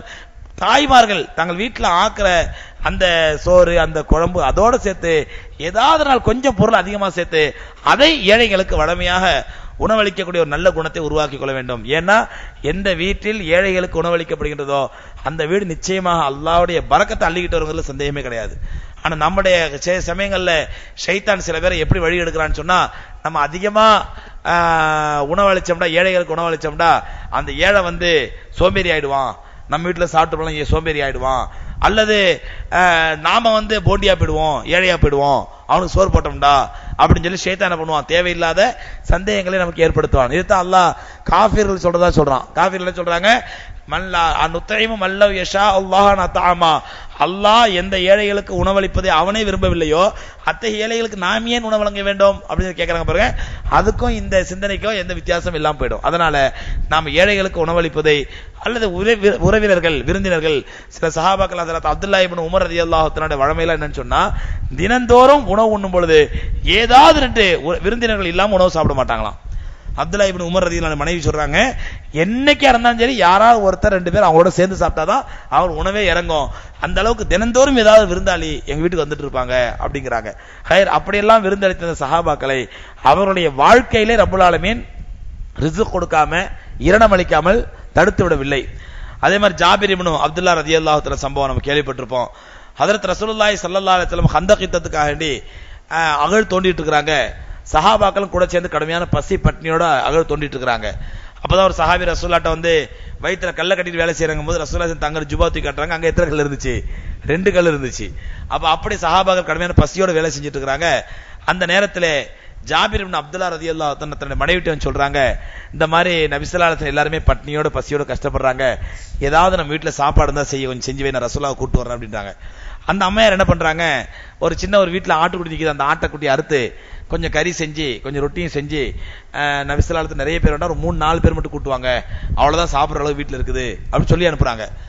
ஜாபீர் அப்துல்லா ரலியல்லாஹு அன்ஹு நேரா நபிசல்லாத்து காதுல வந்து, யார சொல்லலாம், இந்த மாதிரி நீங்க வேலையெல்லாம் முடிஞ்சதுக்கு அப்புறம் சாயந்தரமா எங்க வீட்டுக்கு வாங்க, வீட்டுல ஒரு 2-3 பேர் சாப்பாடு இருக்குது, சாப்பாடு செஞ்சிருக்கேன், வந்து திருப்தியா சாப்பிட்டு போங்க அப்படிங்கிறாங்க. ஜாபீர் இப்னு அப்துல்லா ரசூலுல்லாஹி கேக்குறாங்க, எனக்கு மட்டுமான்றாங்க. இல்ல உங்களுக்கு மட்டும் இல்ல ரசூலுல்லாஹ், ஒரு 2-3 பேரை கூட்டுவாங்க அப்படின்றாங்க. சாயந்தரம் எல்லாம் வேலை முடிச்ச உடனே கிட்டத்தட்ட 300-400 சஹாபாக்கள் வேலை முடிச்சு நிக்கிறாங்க. சஹாபாக்கள் எல்லாம் கிளம்புங்க, ஜாபீர் வீட்டுல இன்னைக்கு விருந்து அப்படின்றாங்க. ஜாபீர் ரலியல்லாஹு தஆலா கையும் ஓடல காலும் ஓடல, என்னடா இது நபிஸல்லல்லாஹு அலைஹி வந்து 2-3 பேரை கூட்டு வச்சுனா எல்லாத்தையும் ரசூலுல்லாஹ் அறிவிச்சு விட்டாங்களே விருந்துன்னு சொல்லி வாங்கன்னு சொல்லி சஹாபாக்கள் எல்லாம் புறப்பட்டு வந்துட்டாங்க. அந்த அம்மா ஜாபீர் இப்னு அப்துல்லா ரலியல்லாஹு மனைவி எள்ளும் கொள்ளு வெடிக்குது மூஞ்சில, என்ன இதுன்னு சொல்லி அவரை பார்த்து கேட்கறாங்க, என்ன நீ சொன்னியா ரசூலுல்லாஹ், இவங்க கண்ண நான் சொல்லிட்டேன் நபிஸல்லல்லாஹு அலைஹி வஸல்லம் 2 பேர் 3 பேர் ரசூலுல்லாஹ் தான் எல்லாத்தையும் அழிச்சிட்டு வந்துட்டாங்க அப்படின்னு அவங்க கணவனுக்கு மனைவிக்கு சைக்கினிலே ஒரு வார் நடக்குது. பெருமான் ஸல்லல்லாஹு அலைஹி வஸல்லம் ஜாபீர் இப்னு அப்துல்லா கூப்பிட்டாங்க, ஜாபீரே வீட்டுல என்ன செஞ்சு வச்சிருக்கீங்களோ அந்த பாத்திரத்தை திறக்காதீங்க, அதுல இருந்து அப்படியே திறக்காமலேயே முடிஞ்ச அளவுக்கு எவ்வளவு அள்ளுறதுக்கு இடம் தேவையோ அவ்வளவு மட்டும் திறந்து நீங்க அள்ளிக்கிட்டே இருங்க அப்படின்றாங்க. ஜாபீர் இப்னு அப்துல்லா ரலியல்லாஹு அன்ஹு சொல்றாங்க, அந்த பாத்திரத்தை செய்யப்பட்ட உணவை நாங்க அள்ளி அள்ளி சாப்பிட்டோம். எத்தனை பேர் என்றால் 300 பேர் 400 பேர் சஹாபாக்கள் சாப்பிட்டு முடித்த பிறகும் அதுக்கப்புறம் ஆச்சரியப்பட்டு நான் போய் பாத்திரம் திறந்து பார்த்தா அங்க என்ன செஞ்சோமோ அது அப்படியே இருந்துச்சு. வந்து ரசூலுல்லாஹ் சொன்ன, யார ரசூலுல்லாஹ் பெரிய ஆச்சரியமா இருந்துச்சு அப்படின்னு சொல்லி. அப்ப நபிஸல்லல்லாஹு சொன்னாங்க, நீ அவசரப்பட்ட, அந்த பாத்திரத்தை திறக்காமல் இருந்திருந்தால் கியாமத் நாள் வரை அதிலிருந்து உணவு வந்து கொண்டே இருந்திருக்கும். நபிஸல்லல்லாஹு சொன்னாங்க, புகாரியோட ஹதீஸ்ல வருது, அந்த பாத்திரத்தை நீ திறந்து பார்க்காமல் இருந்திருந்தால் கியாமத் நாள் வரை. அப்போ இதுக்கு என்ன காரணம்? ஒன்னு ஜாபீர் ரலியல்லாஹு தஆலா இந்த இஹ்லாஸான என்ன, ரசூலா பசியோட கிடக்குறாங்க, பட்னியோட கிடக்குறாங்க, நம்மளால முடிஞ்ச அளவுக்கு நம்ம சமைச்சு ஏதாவது கொடுப்போம் என்ற அந்த இஹ்லாஸ். இரண்டாவது பெருமானா ஸல்லல்லாஹு அலைஹி வஸல்லம் துஆ. அதே மாதிரி ஜாபீர் ரலியல்லாஹு தஆலா மாதிரி ஒரு சம்பவம் இன்னொரு தடவை நடந்திருக்குது. சுஹைப் ரலியல்லாஹு தஆலா அன்ஹு அவங்க என்ன பண்றாங்கன்னா, ஒரு முறை பெருமானா ஸல்லல்லாஹு அலைஹி வஸல்லம் சொல்லிட்டு போறாங்க, யார சொல்லலாம், இன்னைக்கு எங்க வீட்டுல உங்களுக்கு விருந்து, நீங்க வந்துருங்க அப்படின்னு சொல்லிட்டு போனாங்க. நபி ஸல்லல்லாஹு சரி வர்றேன் அப்படின்ட்டாங்க. சாப்பிடுற நேரம் ஆச்சு, ரசூலுல்லாஹ் வரல. உடனே சுஹைப் ரலியல்லாஹு தஆலா ரசூலுல்லாஹ் தேடிட்டு வந்துட்டா, அங்க நபி ஸல்லல்லாஹு அலைஹி வஸல்லம் ஒரு 10-15 சஹாபாக்களோட பேசிட்டு இருக்காங்க. அப்போ சுஹைப் ரலியல்லாஹு அங்க இருந்து கண்ணை காட்டுறாங்க அப்படிங்கிறாங்க, நேரமாச்சு வாங்க சாப்பிட வாங்க அப்படின்ட்டு. நபி ஸல்லல்லாஹு சொல்றாங்க அப்படிங்கிறாங்க, எல்லாரும் சேர்ந்து போலாமாண்டு. சுஹைப் இப்படியே ஹதீஸ் இப்படியே வருது, அவுமாத்து இலைஹி வ அவுமா இலைஹி. பெருமானா ஸல்லல்லாஹு அலைஹி எனக்கு சைக்கிளை காட்டினாங்க, எல்லாத்தையும் கூட்டு போலாமாண்டு. நான் சொன்னேன், லாலா இல்ல எல்லாரும் முடியாது, எங்க வீடு தாங்காது அப்படின்னேன். நபி ஸல்லல்லாஹு கண்டுக்காம உட்கார்ந்து பேச ஆரம்பிச்சிட்டாங்க, அவங்களோட பேசிக்கிட்டு ஆரம்பிச்சிட்டாங்க. திரும்ப கொஞ்ச நேரம் கழிச்சு நான் என்ன பண்ணேன் அப்படின்ட்டேன், டைம் அடிச்சு வாங்க போலாம் அப்படின்ட்டு. நபி ஸல்லல்லாஹு அலைஹி வஸல்லம் மறுபடியும் நான் மறுபடியும் இப்படி எங்களுக்குள்ள சைக்கிளிலே ஒரு பேச்சு நடந்துட்டு இருக்குது, நீங்க மட்டும் வாங்க அப்படின்னு. நபி ஸல்லல்லாஹு அலைஹி வஸல்லம் ஒரு 3-4 முறை நான் கூப்பிட்டு பார்த்தேன், பேசுறாங்க, எல்லாரும் வரவன்னு கேட்கறாங்க, இல்ல நீங்க மட்டும் தான் மறுபடியும் பேச ஆரம்பிச்சிடறாங்க. அப்ப நான் புரிஞ்சுக்கிட்டேன், ரசூலுல்லாஹ் இதுல ஏதோ சூட்சுமம் வச்சிருக்காங்கன்னு சொல்லிட்டு கடைசியா என்ன பண்ண, ஒரு முறை வாங்க போலாம் அப்படின்னேன். நபி ஸல்லல்லாஹு அலைஹி வஸல்லம் எல்லாருமா அப்படின்னாங்க, சரி எல்லாரும் வாங்க அப்படின்ட்டேன். இப்ப ரசூலுல்லாஹ் எல்லாத்தையும் கூட்டு வந்தாங்க. ரசூலுல்லாஹி ஸல்லல்லாஹு அலைஹி வஸல்லம் அவர்கள் மட்டுமல்ல, அவர்களோடு இருந்த எல்லாரும் சேர்ந்து அந்த உணவை நாங்கள் சாப்பிட்டோம் அப்படின்னு சொல்லி சுஹைப் ரலியல்லாஹு அன்ஹு சொல்றாங்க. இது திருமதியில பதிவு செய்யப்பட்டிருது. இந்த அளவுக்கு பெருமானா ஸல்லல்லாஹு அலைஹி வஸல்லம் அவர்களும் சரி சஹாபாக்களும் சரி மற்றவர்களோடு சேர்ந்து உண்ணும் பழக்கத்தை அதை ஒரு பெரிய பாக்கியமா நினைச்சாங்க. அதிலே இன்பத்தை கண்டார்கள். பசியாறும் பொழுது ஏற்படக்கூடிய இன்பத்தை விட பரிமாறும் பொழுது ஏற்படக்கூடிய இன்பத்தை மிகப்பெரிய இன்பமாக கருதினார்கள். அதனாலதான் ஒரு நல்ல மூமினுக்கு அழகு, எந்த சூழ்நிலையிலும் எந்த நேரத்திலும் நாம் மற்றவர்களோடு சேர்ந்து சாப்பிட வேண்டும். சேர்ந்து சாப்பிட்டா எப்ப பார்த்தாலும் யாராவது ஆள் கிடைப்பாங்களா, அவங்களோட சேர்ந்து சாப்பிடலாமான்னு பாக்குறது இல்ல, நாம அவங்களுக்கு உணவளிச்சு நம்மளோட மத்தவங்க சேர்ந்து சாப்பிடணும் அப்படிங்கிற மாதிரி நினைக்கணும்.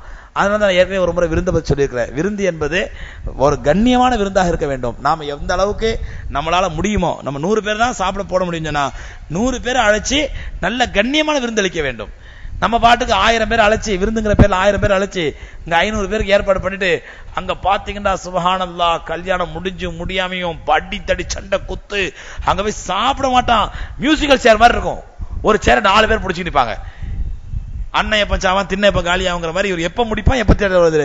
உட்காந்து சாப்பிடறவனுக்கு அது ஒரு என்ன சங்கோஜமா இருக்கும். என்னடா பாவிகளை நிம்மதியா சாப்பிட விட மாட்டாங்க. இங்க ஒருத்தர் 2 பேர் சேர பிடிச்சிட்டு இருப்பாரு, அங்க 2 பேர் சேர பிடிச்சிட்டு. ஏன் இந்த நிலைமை? நம்மளால 500 பேர் தான் ஏற்பாடு பண்ண முடியுமா? 500 பேர் கூப்பிடுவோம். நம்மளால 200 பேர் தான் கூப்பிட முடியுமா? 200 பேர் கூப்பிடுவோம். இல்ல 1000 பேர் கூப்பிடுறோமா? 1000 பேருக்கு ஏத்த மாதிரி நிம்மதியா சாப்பிடுற அளவுக்கு ஏற்பாடு பண்ணணும், வசதியா உட்கார்ந்து சாப்பிடுற அளவுக்கு ஏற்பாடு பண்ணணும்.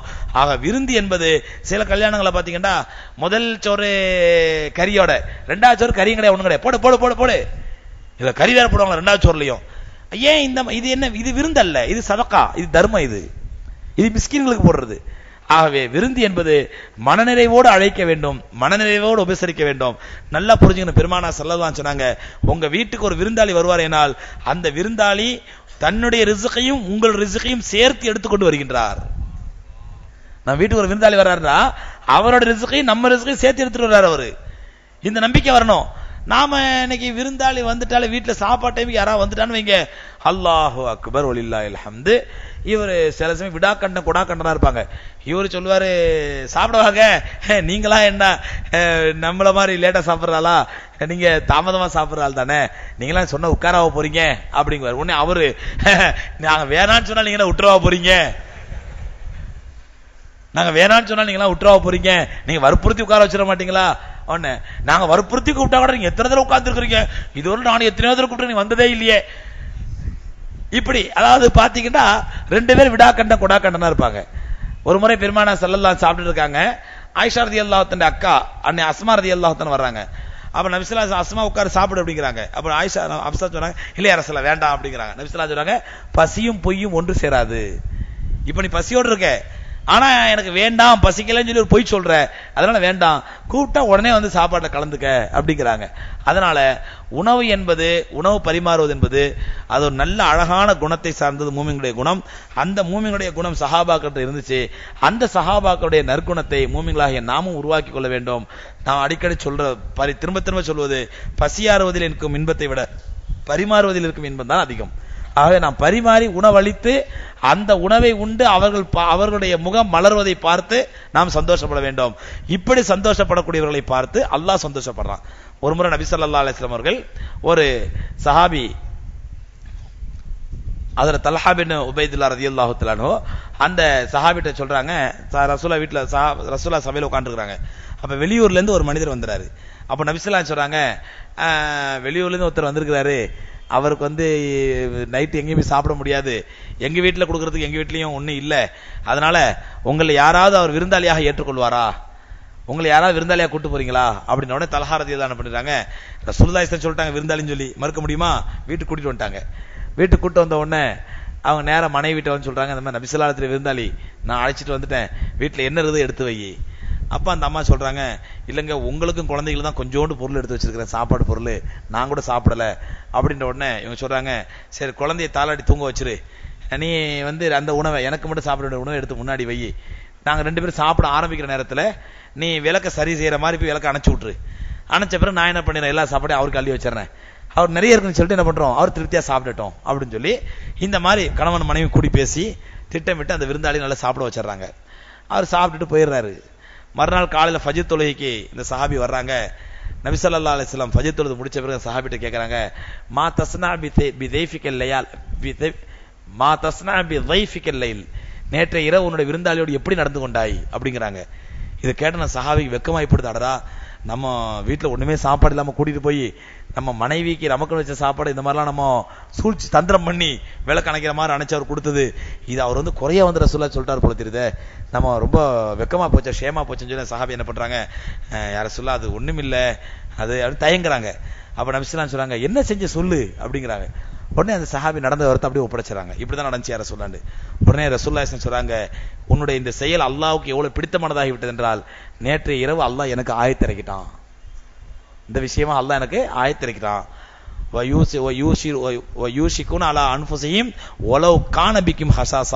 நபியே உங்களுடைய சஹாபாக்கள் எப்படிப்பட்டவர்கள் என்றால், தங்களிடத்திலே வறுமை நிரம்பியிருந்தாலும் தாங்கள் உணக்கூடிய உணவை மற்றவர்களுக்காக விட்டு கொடுத்து சந்தோஷப்படுகிறார்கள். குர்ஆன்ல இருக்குது, தங்கள் வீட்டில் வறுமை நிரம்பி வழிந்தாலும் அவர்கள் அந்த கடுமையான பட்டினி நேரத்திலும் பசி நேரத்திலும் மற்றவர்களுக்கு விருந்து கொடுத்து உபசரிக்கிறார்கள் அப்படின்னு உங்களை பத்தி சிலாகிச்சு அல்லாஹ் ஆயத்திறக்கணும். அதனாலதான் உங்க விருந்தாளியோடு எப்படி நடந்துக்கிட்டு நான் கேட்டேன் அப்படிங்கிறாங்க நபி ஸல்லல்லாஹு அலைஹி வஸல்லம். அப்ப சஹாபாக்கள் இப்படிப்பட்ட நற்குணங்களை உடையவர்களாக இருந்தால் என்றால் சகோதரர்களே, அந்த நற்குணங்களை நாமும் உருவாக்கி கொள்ள வேண்டும். இன்னைக்கு சஹாபாக்கள் செஞ்ச ஒவ்வொரு காரியத்தையும், அதனால தாங்க பெருமானார் ஸல்லல்லாஹு அலைஹி வஸல்லம் வஃபாத்தான உடனே சஹாபாக்கள் நிறைய பேர் அழுதாங்க. என்ன சொல்லி அழுதாங்கன்னா, ரசூலுல்லாஹ் மூத்தா போயிட்டாங்களே, நபி ஸல்லல்லாஹு அலைஹி வஸல்லம் போய் நம்மளோட முஹப்பத்துக்குரிய ரசூலுல்லாஹ் போயிட்டாங்களே, இது நினைச்ச அல்ல. ஹதரத் உம்மு ஐமன் ரலியல்லாஹு அன்ஹா மாதிரி, ஹதரத் அனஸ் ரலியல்லாஹு மாதிரி சஹாபாக்கெல்லாம் சொல்லி சொல்லி அழுதாங்க. என்னன்னு சொன்னா, அதான் சொல்லி சொல்லி ஒப்பாரி வச்சு கதறி அல்ல, அவனுக்கு ஏன் அழுவுறீங்க, ரசூலுல்லாஹ் நல்ல இடத்துக்கு தானே போயிருக்காங்க, சொர்க்கத்துக்கு தானே போயிருக்காங்க, ஏன் அழுவுறீங்க அப்படின்னு சொல்லி கேட்கும் பொழுது அவங்க சொல்றாங்க, நாங்க நபி ஸல்லல்லாஹு அலைஹி வஸல்லம் வஃபாத் ஆயிட்டாங்கன்னு சொல்லி அழுவல, எங்களுக்கும் அல்லாஹ்வுக்கும் நேரடி தொடர்பு இருந்துச்சு. நாங்க நல்லது செஞ்சா அல்லாஹ் உடனே வஹி இறக்கி அதை பாராட்டுவான், நாங்க ஏதாவது தப்பு செஞ்சா அல்லாஹ் உடனே வஹி இறக்கி எங்களை கண்டிப்பா, அந்த தொடர்பு இப்ப அறுபட்டு போயிடுச்சே, இதை நினைச்சுதான் அழுகுறோம் அப்படின்னாங்க. அப்ப அந்த அளவுக்கு சஹாபாக்கள் அல்லாஹ்வுடைய தூதர் ஸல்லல்லாஹு அலைஹி வஸல்லம் என்ன சொன்னாலும் செஞ்சாங்க. அதன் மூலமா அல்லாஹ்வுடைய தொடர்பை வலுப்படுத்தி கொண்டார்கள். அவங்க ஏதாவது நல்ல காரியம் செஞ்சா உடனே அல்லாஹ் ஆயத்தை இறக்கிடுவான், இதை தப்பு செஞ்சாலும் அல்லாஹ் உடனே ஆயத்தை இறக்கிடுவான். இது சஹாபாக்கள் தங்களுக்கு கிடைச்ச பெரிய பாக்கியமா நினைச்சாங்க. அதான் பாருங்க, ஒரு சாதாரண சம்பவம், ஒரு வீட்டில் நடந்த சம்பவம், அந்த சம்பவம் அல்லாஹ்வுக்கு பிடித்தமானதாகி அதை அல்லாஹ் சிலாகிச்சு கியாமத் நாள் வரை வரக்கூடிய மக்கள் அதை மறந்துடக்கூடாதுங்கிறதுக்கு அல்லாஹ் குர்ஆன்ல இறக்கி வச்சுட்டான் அந்த ஆயத்தை. அந்த அடிப்படை சகோதரர்களே, ஏழைகளுக்கு உணவளிப்பது, விருந்தினர்களுக்கு உணவளிப்பது, வழிபோக்கர்களுக்கு உணவளிப்பது, நண்பர்களுக்கு உணவளிப்பது. சில பேரை பார்த்தீங்கன்னா அல்லாஹ் அக்பர், நண்பர்களோட ஹோட்டலுக்கு போவாங்க, அது போறதே பெரிய அபூர்வம்.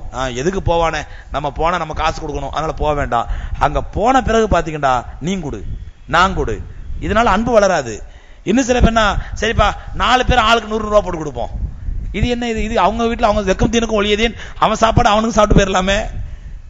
அப்போ உணவளிப்பது என்பது நாம் முந்திக் கொண்டு நம்மால் முடிந்த அளவுக்கு நம்முடைய காசை செலவழிப்போமேனால் சகோதரர்களே, அதனால் அன்பு வளரும், அல்லாஹ்வுடைய பரக்கத்தும் கிடைக்கும், முஹப்பத் வளரும். உணவளிப்பதிலே நமக்கு அன்பு பரிமாற்றம், முஹப்பத் வளரும், அல்லாஹ்வுடைய உதவியும் கிடைக்கும். இதைத்தான் பெருமானார் ஸல்லல்லாஹு அலைஹி வஸல்லம் அவர்கள் சத்திய சஹாபாக்கள் ஊட்டி வளர்த்தார்கள். சஹாபாக்கள் உணவளிப்பதில் வீண் விரயம் செய்யல, இஸ்ராப் செய்யல, அல்லாஹ்வுக்கு எந்த அளவுக்கு பிடிக்குமோ அந்த அளவுக்கு செஞ்சாங்க. அல்லாஹ்வும் அதை அங்கீகரிச்சான், இவங்க செஞ்சது கரெக்ட் தான் அப்படின்னு அங்கீகரிச்சான்.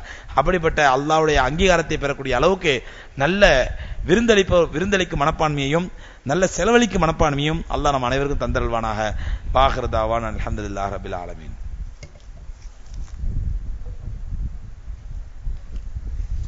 கேள்வி வைக்கலாமா வேணாமா? எல்லாம் டயர்டா இருக்கீங்களா? கொஞ்ச நேரம் சொல்லலாமா?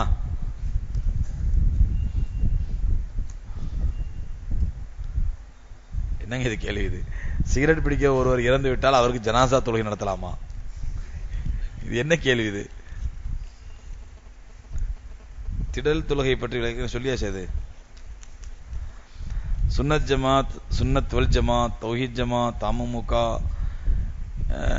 இந்திய தௌஹீத் ஜமாத், எம்என்பி, இதில் எது சரியான கொள்கை தெளிவுபடுத்துங்கள். எதுவுமே சரியான கொள்கை இல்லை.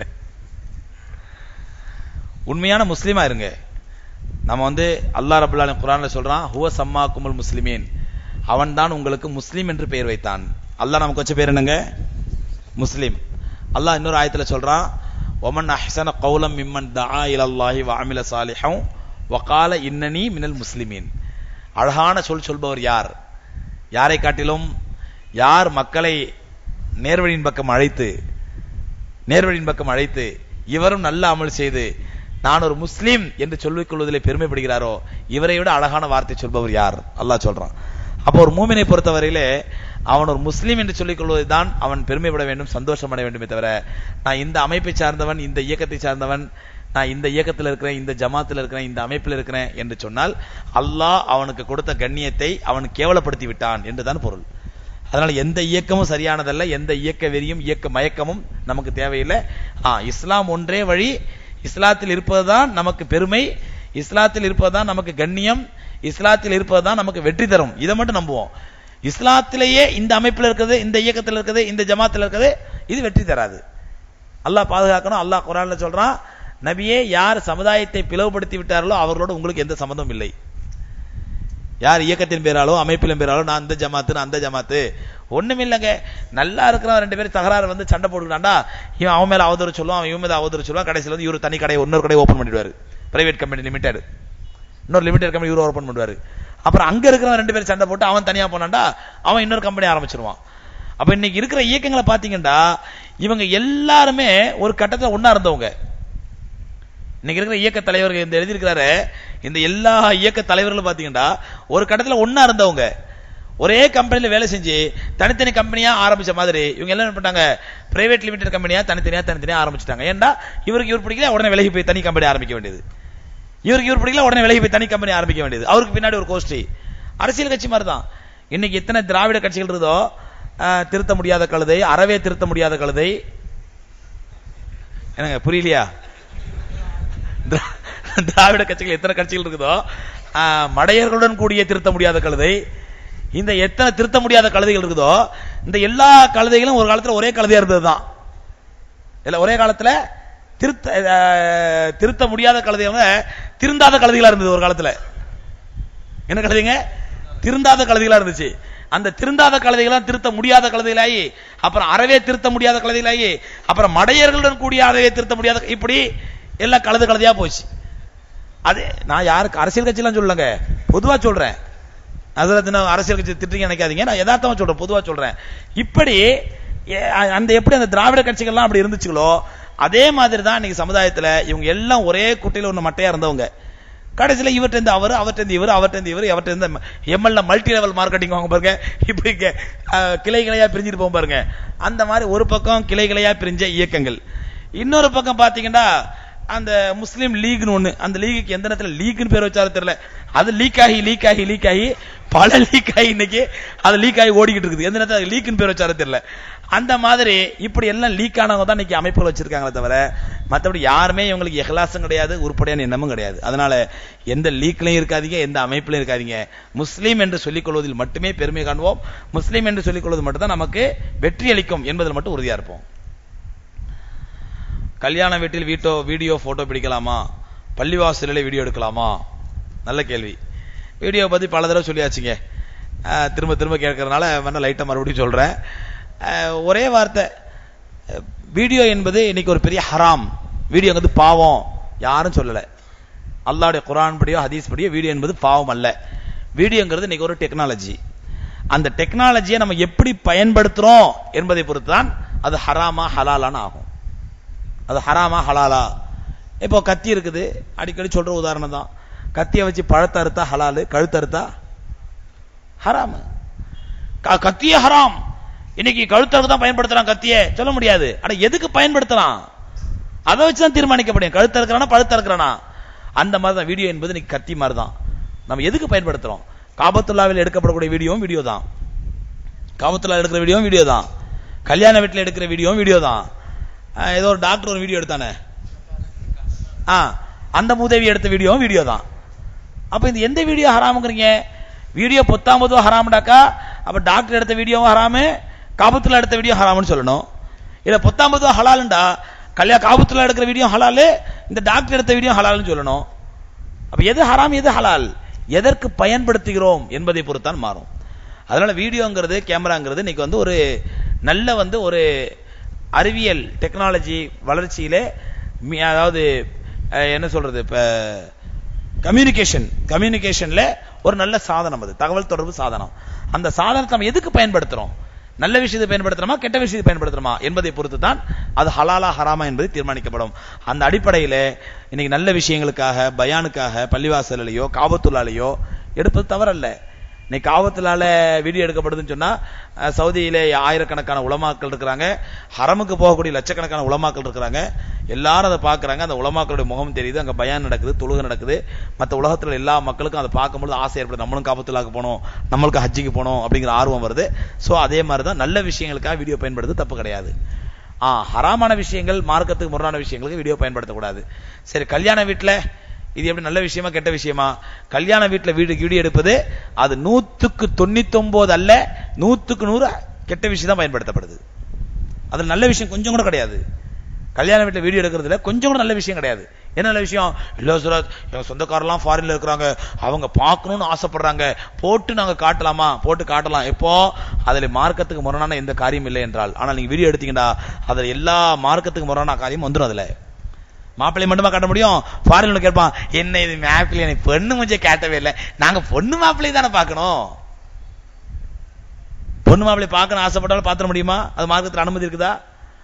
அப்ப அதனால அங்க ஆண்களையும் பெண்களையும் வீடியோ எடுப்பது, அது அழகான பெண்களை க்ளோஸ் அப்ல காட்டுறது, இந்த மாதிரி எல்லா ஹராம் இருப்பதனால கல்யாண வீடுகளை வீடியோ எடுப்பது மிகப்பெரிய தவறு. அது மார்க்கத்துக்கு உகந்தது அல்ல. அதுல நிறைய தவறு, நல்லதை விட தீயது கெடுதல் நிறைய இருக்குது. அதனால கல்யாண வீட்டில் எடுக்கக்கூடாது. குடியிருக்கிற வீட்டிற்கும் உபயோகப்படுத்தக்கூடிய பொருளுக்கும் ஜக்காத் ஒரு தடவை கொடுக்கணும் என்று கூறுகிறாரே, தெளிவுபடுத்தவும். குடியிருக்கிற வீட்டுக்கோ அல்லது உபயோகப்படுத்தக்கூடிய பொருளுக்கோ ஜக்காத்து கிடையாதுங்க. வாகனங்கள், வீடு, நம்ம வீட்டில் சோஃபா வாங்கி போட்டிருக்கோம், வீட்டில் மற்ற உபயோகத்திற்கு பொருள் வாங்கி போட்டிருக்கோம், அதுக்கெல்லாம் ஜக்காத்து கிடையாது.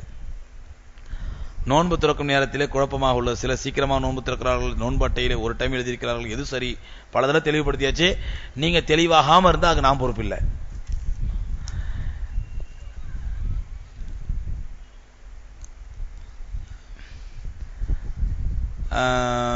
இன்டர்நெட்டில் உங்களுடைய வெப்சைட்டில் அழகிய கடன் அறக்கட்டளை பற்றியும் மற்றும் அது ஆற்றி வரும் பணிகள் பற்றியும் பார்த்தேன். அதில் இலவச டியூஷன் சொல்லிக் கொடுப்பது குறித்து திட்டமிட்டுக் கொண்டிருப்பதாக சொல்லியிருக்கிறீர்கள். ஆர்வமுள்ளவர்கள் விண்ணப்பிக்கலாம் என்று குறிப்பிட்டிருந்தீர்கள். அதில் பெண்கள் பங்கு கொள்ளலாமா? நான் பட்டப்படிப்பு முடித்திருக்கிறேன். டியூஷன் எடுத்த அனுபவம் உண்டு. ஸ்டேட் போர்டு, மெட்ரிக், சிபிஎஸ்இ என்ற சிலபஸிலும் மாஷாஅல்லாஹ் சொல்லிக் கொடுக்கும் திறமையும் இருக்கிறது. அதனால் உங்கள் அறக்கட்டளை மூலம் ஒரு சேவையாக செய்ய ஆசைப்படுகிறேன். ஆனால் வெப்சைட்டில் அதற்கான ஆப்ஷன் இல்லை. எப்படி அணுக வேண்டும் என்று கூறுங்களேன் ப்ளீஸ். மற்றும் உங்கள் அறக்கட்டளையின் இன்ன பிற சேவைகளில் எங்களால் முடிந்த அளவை பெண்களும் கலந்து கொள்ளலாமா? நல்ல கேள்விங்க. டியூஷன் சென்டர் ஆரம்பிக்கலாம் இருந்தோம் அப்படிங்கிறது அது ஒரு 6 மாதத்துக்கு முன்னாடி போட்ட ஆப்ஷனாக இருக்கும். டியூஷன் சென்டர் ஆரம்பிச்சா என்னன்னு சொன்னால், நம்ம இங்கே பெண்கள் பள்ளியில் வச்சு தான் டியூஷன் சென்டர் ஆரம்பித்தோம். குறிப்பாக இன்றைக்கி வந்து 10வது படிக்கக்கூடிய பிள்ளைகள் பள்ளிக்கூட டியூஷன் சென்டர் நோக்கம் என்னன்னு சொன்னால், பள்ளிக்கூடத்தில் பிள்ளைங்க, பொம்பளை பிள்ளைங்க கேர்ள்ஸ் ஸ்கூலு, பாய்ஸ் ஸ்கூல் தனித்தனியாக படிச்சிடுறாங்க. ஆனால் டியூஷன் போகாமல் இன்றைக்கி எந்த ஸ்டூடெண்ட்டுமே மார்க் வாங்க முடியாதுங்கிற சூழ்நிலையில் டியூஷனுக்கு போகும்பொழுது அங்கே கோ எஜுகேஷனாக ஆகிடுது.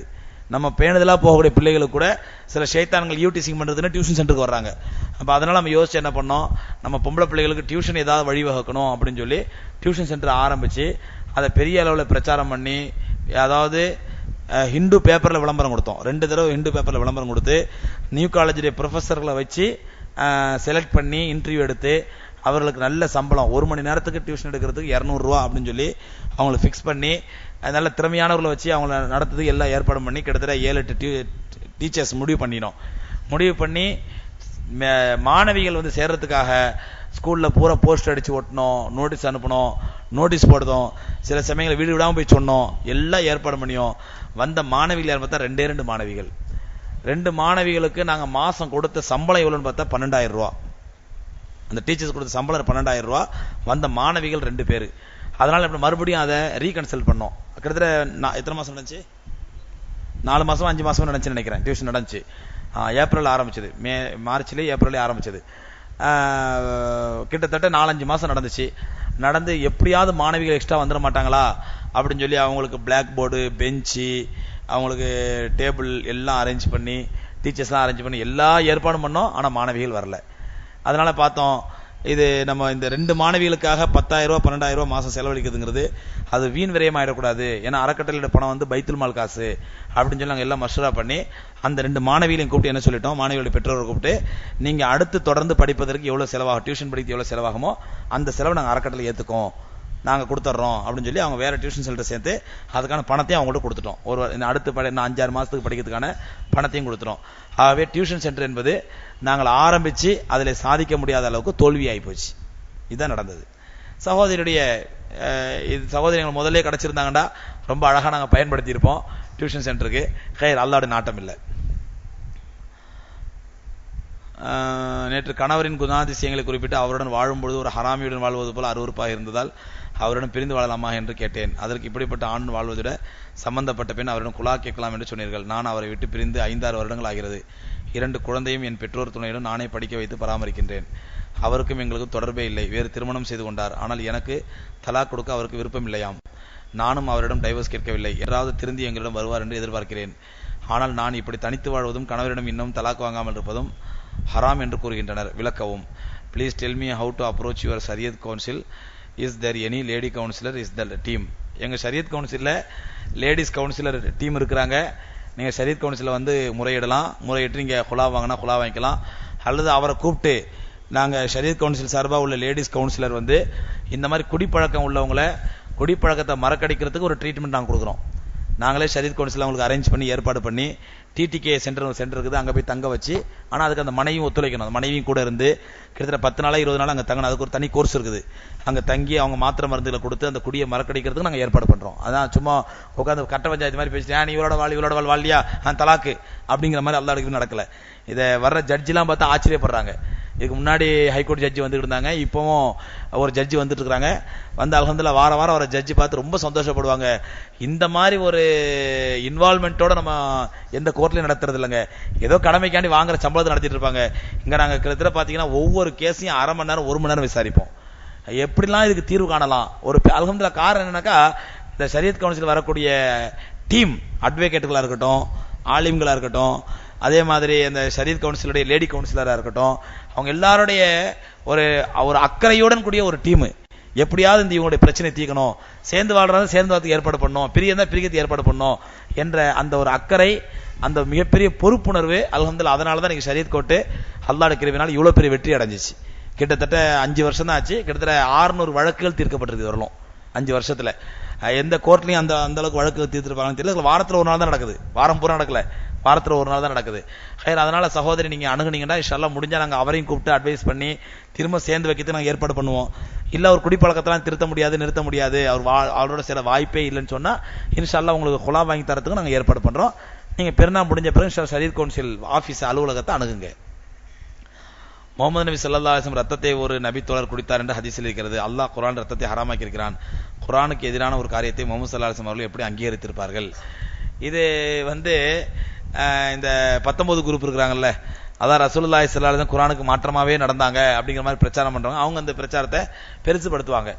அது ரத்தத்தை அல்லாஹ் ஹராமாக்கி இருக்கிறான் அப்படின்னு சொன்னா ஒரு விஷயம் விளங்கிக்கணும். பெருமானா ஸல்லல்லாஹு அலைஹி வஸல்லம் இது நடந்த உண்மை. ஒரு சஹாபிட்ட ரசூலுல்லாஹ் ரத்தத்தை கொடுத்து இது வெளியில கொட்டிட்டு வாங்கன்றாங்க. அந்த சஹாபி குடிச்சிடுறாங்க. குடிச்சு நபி ஸல்லல்லாஹு அலைஹி சொல்றாங்க, அந்த சஹாபி சொல்றாங்க, யா ரசூலுல்லாஹ் ரத்தத்தை குடிச்சிட்ட உடனே என்னுடைய ரத்தம் யாரோட ரத்தத்தோடு கலந்ததோ அவருடைய உடம்பை நரக நெருப்பு தீண்டாது நபி ஸல்லல்லாஹு அலைஹி சொல்றாங்க. அப்ப அந்த சஹாபி ரத்தம் குடிச்சதை ரசூலுல்லாஹ் அங்கீகரிக்கிறாங்க. எப்படி அங்கீகரிச்சாங்க? குர்ஆனுக்கு மாற்றம் அங்கீகரிச்சாங்க. நிச்சயமா பெருமானா ஸல்லல்லாஹு அலைஹி வஸல்லம் குர்ஆனுக்கு மாற்றமானதை அங்கீகரிக்க மாட்டார்கள். அப்படி இருக்க கண்மணி நாயகம் ஸல்லல்லாஹு அலைஹி வஸல்லம் அவருடைய ரத்தத்தை அவர்கள் குடித்ததை அங்கீகரித்தார்கள் என்றால் நிச்சயமாக அல்லாஹ் சுப்ஹானஹு வ தஆலா பெருமானா ஸல்லல்லாஹு அலைஹி வஸல்லம் சொல்லியிருப்பான். எப்படின்னு சொன்னா, நபியே உங்களுடைய ரத்தம் அசுத்தம் அல்ல, அல்லது உங்களுடைய ரத்தம் மத்தவங்க ரத்தம் மாதிரி இல்ல, மத்தவங்க ரத்தம் உங்க ரத்தத்துக்கும் விதிவிலக்கு இருக்குது அப்படின்னு அல்லாஹ் சொல்லியிருப்பான். அதனால பெருமானா ஸல்லல்லாஹு அலைஹி வஸல்லம் அங்கீகரிச்சிருப்பாங்க. அல்லாஹ் சொன்னது நமக்கு தெரியாம இருந்திருக்கலாம். சரி, தெரியாம இருந்த கூட ரசூலுல்லாஹ் எப்ப அங்கீகரிச்சிட்டாங்களோ அப்பயே நமக்கு தெரிஞ்சு போச்சு. அப்ப ரசூலுல்லாஹி ஸல்லல்லாஹு அலைஹி வஸல்லம் ரத்தத்துக்கு மட்டும் விதிவிலக்கு இருக்குது. இல்லன்னு சொன்னா அல்லாஹ்வுடைய கட்டளைக்கு மாற்றமாக கண்மணி நாயகம் ஸல்லல்லாஹு அலைஹி வஸல்லம் நிச்சயமா என்ன பண்ண மாட்டாங்க, மாறு செஞ்சிருக்க மாட்டாங்க. அப்படி நவுது பில்லா ஒரு கால் அல்லாஹ்வுடைய ரசூல் மாறு செய்திருந்தால் அல்லாஹ் சும்மா விட்டுருவானா? ஒரே கண்டிச்சு ஆயத்தை இறக்கிருப்பானா இல்லையா? அப்ப பெருமானா ஸல்லல்லாஹு அலைஹி வஸல்லம் தங்கள் ரத்தத்தை மட்டும் உண்ணுவதற்கு அனுமதி கொடுத்தார்கள் என்றால் அப்ப மற்றவர்கள் ரத்தத்திலிருந்து பெருமானா ஸல்லல்லாஹு அலைஹி வஸல்லம் ரத்தத்துக்கு எக்ஸெப்ஷன் இருந்துச்சு. அது எப்படி ஹஸரத்? அவங்களும் மனுஷன் தானே, அவங்களுக்கு மட்டும் எப்படி அல்லாஹ் விதியில கொடுத்தான்? எத்தனையோ விஷயங்கள் அல்லாஹ் விதியில கொடுத்திருக்கான். நம்ம 4 கல்யாணம் பண்ணலாம், ஆனா ரசூலுல்லாஹ்க்கு அல்லாஹ் என்ன பண்ணா? 11 கல்யாணத்துக்கு அல்லாஹ் அனுமதி கொடுத்தான், அல்லாஹ் விதிவிலக்கு கொடுத்தான். இதெல்லாம் பெருமானா ஸல்லல்லாஹு அலைஹி வஸல்லம் நபியாக ஏற்றுக்கொள்ளக்கூடியவர்கள் மட்டும்தான் இது விளங்க முடியும். இந்த விஷயத்தை நீங்க நான் முஸ்லீம் சொல்லி அவனை கன்வின்ஸ் பண்ண முடியாது. அல்லது ஒரு 19 கூட்டத்துக்காரனையோ ரசூலுல்லாஹை மறுக்கக்கூடிய ஒரு காஃபிரியோ அல்லது காதியானிலே கூப்பிட்டு நம்ம கன்வின்ஸ் பண்ண முடியாது. ஏன்னா அவனுக்கு விளங்காது. நாம ரசூலுல்லாஹை நம்புறோம், அல்லாஹ்வுடைய தூதர் நம்புறோம். மா யன்திகு அனில் ஹவா இன் ஹுவ இல்லா வஹ்யுன் யூஹா. நம்ம நம்பிக்கைனா சும்மா குருட்டுத்தனமா நம்பிக்கை இல்ல, ரசூலுல்லாஹ் குருட்டுத்தனமா நம்பிக்கை இல்ல. ரசூலுல்லாஹ் அப்படி பைத்தியக்காரத்தனம் அப்படி இல்ல, அல்லாஹ் சர்டிஃபை பண்றான், அல்லாஹ் சர்டிஃபை பண்றான். மா யன்திகு அனில் ஹவா, அவருடைய தன்னுடைய மனோ இச்சைப்படி எதுவுமே பேச மாட்டார். இன் ஹுவ இல்லா வஹ்யுன் யூஹா, அவர் பேசுவதெல்லாம் வஹ்யைத்தான் பேசுகிறார். அப்ப நபி ஸல்லல்லாஹு அலைஹி வஸல்லம் தன்னுடைய ரத்தத்தை குடித்த ஒரு சஹாபியை பார்த்து என்னுடைய யாருடைய ரத்தத்தோடு என்னுடைய ரத்தம் கலந்து விட்டதோ அவரை நரக நெருப்பு தீண்டாதுன்னு சொன்னாங்கன்னு சொன்னாக்கா, இது ரசூலுல்லாஹ்வுடைய வார்த்தையா அல்லாஹ்வுடைய வார்த்தையா? அல்லாஹ்வுடைய வார்த்தை. அல்லாஹ் சொல்றான், வமா யன்திகு அனில் ஹவா, அவர் பேசக்கூடிய எதையுமே மனோ இச்சைப்படி பேசுவது கிடையாது. இன் ஹுவ இல்லா வஹ்யுன் யூஹா, அவர் பேசுவதெல்லாம் வஹ்யைத்தான் பேசுகிறார், அல்லாஹ்வுடைய வார்த்தை தான் பேசுறாங்க. அப்ப அல்லாஹ் ரப்பல் ஆலமீன் எக்ஸெப்ஷன் கொடுத்ததனால தான் பெருமானார் ஸல்லல்லாஹு அலைஹி வஸல்லம் அந்த சஹாபிக்கு அனுமதி கொடுத்தாங்க. கேள்வி கேட்பவர்கள் பெரும்பாலும் கேள்விகள் கிறுக்குத்தனமான கேள்விகள் அத்தனை கேட்கிறார்கள். அப்படிலாம் இல்லைங்க, இந்த மாதிரி நல்ல கேள்வி தான் கேட்கறாங்க. எல்லாத்தையும் ஒட்டுமொத்தமா சொல்லிடாதீங்க. அப்படி கேட்ட கேள்வியை திரும்ப திரும்ப கேட்கிறார்கள். ஆகையால் கேள்வி பதில் நேரத்தை குறைத்துக் கொண்டு அந்த நேரத்தில் பயான் செய்யலாமே. அல்லாஹ்வை பற்றிய பயம், முஹம்மது ஸல்லல்லாஹு அலைஹி வஸல்லம் வழிமுறை பின்பற்றுவது அவசியம், மரண சிந்தனை, மறுமை சிந்தனை, இளைஞர்களுக்கு தேவையான ஒழுக்க பண்புகள், பெற்றோரை போன்றதில் போன்ற தலைப்புகளில் பயான் செய்தால் ஒற்றைப்படை இறைவில் மனம் உருக்கமாக இருக்கும், இறைவனிடம் அது அழுது பிரார்த்திப்பதற்கும் அது ஒரு ஆர்வமாக இருக்கும். நல்ல கேள்விங்க, நல்ல அபிப்பிராயம். இன்ஷா அல்லாஹ் யோசிப்போம். ஆனா மக்களுடைய கேள்விகளோட ஆர்வத்தை பாருங்க. இந்த பாருங்க இவ்வளவு இருக்குது, ஒரு புக்கு போடல அளவுக்கு இருக்குது. கேட்ட கேள்வி இந்த வேற இருக்குது. கேட்ட கேள்வியே வருதுன்னா அதுல ஒரு நியாயம் இருக்குது. என்னன்னா உதாரணமா ஒத்தப்படையில கேள்வி அனுப்பியிருப்பாரு, நம்ம இன்னைக்கு ரெட்டப்படிக்கு பதில் சொல்லிடுவோம். அவர் ரெட்டப்படிக்கு வந்திருக்க மாட்டாரு. நாளைக்கு என்ன பண்ணுவாரு, நான் அனுப்பின கேள்வி வரல, திரும்ப அனுப்புவாரு. அதனால திரும்ப இந்த கேள்வி வரும். அதனால முடிஞ்சவரை சில கேள்விகளை வந்து ரெண்டாவது கேள்வி உடனே அவாய்ட் பண்றேன். ஆனா சொல்லி ரொம்ப நாளா இருந்தா அந்த கேள்வி மறுபடியும் பதில் சொல்றேன். ஏன்னு சொன்னா இஸ்லாமே திரும்ப திரும்ப சொல்றது தானங்க. இல்ல குரான்ல அல்லாஹ் எல்லாம் சொல்லி முடிச்சுட்டான், திரும்ப திரும்ப அந்த குரானை ஒதுக்கிட்டு இன்னொரு புது குரான் கொண்டு வாங்க கேட்க முடியுமா? நபிசுல்லா என்ன தொழுகையோட சட்டங்கள் அதே சட்டங்களே சொல்லிட்டு இருக்காங்க. அதே 4 ரக்காத் தொழணும், அதே ருக்கூ, அதே வேற புது தொழுகை கொண்டு வாங்க கேட்க முடியுமா? மார்க்கம் என்பது திரும்ப திரும்ப கேட்கறது தானே. அதனால சில விஷயங்களை சொல்லி ரொம்ப நாளா இருந்தா ஞாபகப்படுத்துவதற்காக திரும்ப திரும்ப நான் சொல்றதுல தவறு இல்லை. இருந்தாலும் குறுகிய காலத்தில் வரக்கூடிய உடனே அவாய்ட் பண்ணிடுவேன். இது இப்ப சொல்லியாச்சு அப்படின்னு சொல்லிட்டு. கிட்னி தானம் செய்யக்கூடாது என்று சொல்கிறீர்கள், நமக்கு தேவைப்பட்டால் வாங்கிக் கொள்ளலாம் என்கிறீர்கள். அப்படியானால் நமக்கு ஒரு தானம் செய்வார், அவர் குற்றவாளியா? குற்றம் செய்வதற்கு நாம் காரணமாகி விடுவோமே. வாங்காதீங்க, இவ்வளவு தக்குவாவுக்கும் வாங்காதீங்க. இந்த ஹராம் ஹலால் பாவம் கூடாது இதெல்லாம் முஸ்லீம்களுக்கு தான், யாருக்கு இல்ல? காஃபிர்களுக்கு இல்ல. காஃபிர்கள் ஒருத்தர் உங்களுக்கு கிட்டி தரது தகுதியா இருக்காருன்னா வாங்கிக்க, ஒருத்தர் குற்றியை வாங்கிக்க. இல்ல சார் நான் அவரை கூட பாவம் செய்ய வைக்க தூண்டல, அதனால நான் வந்து அல்லாஹ் விட்டபடி இருக்கட்டும் சொல்லி அல்ஹம்துலில்லாஹ் இருங்க. நல்லா புரிஞ்சுங்க.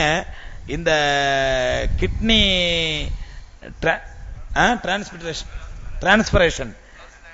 டிரான்ஸ்பிளான்ட், இந்த கிட்னி எனக்கு இங்கிலீஷ்ல தெரியாதுங்க, தப்பு திருத்தி கொடுங்க. கிட்னி டிரான்ஸ்பிளான்ட் இருக்கு பாருங்க.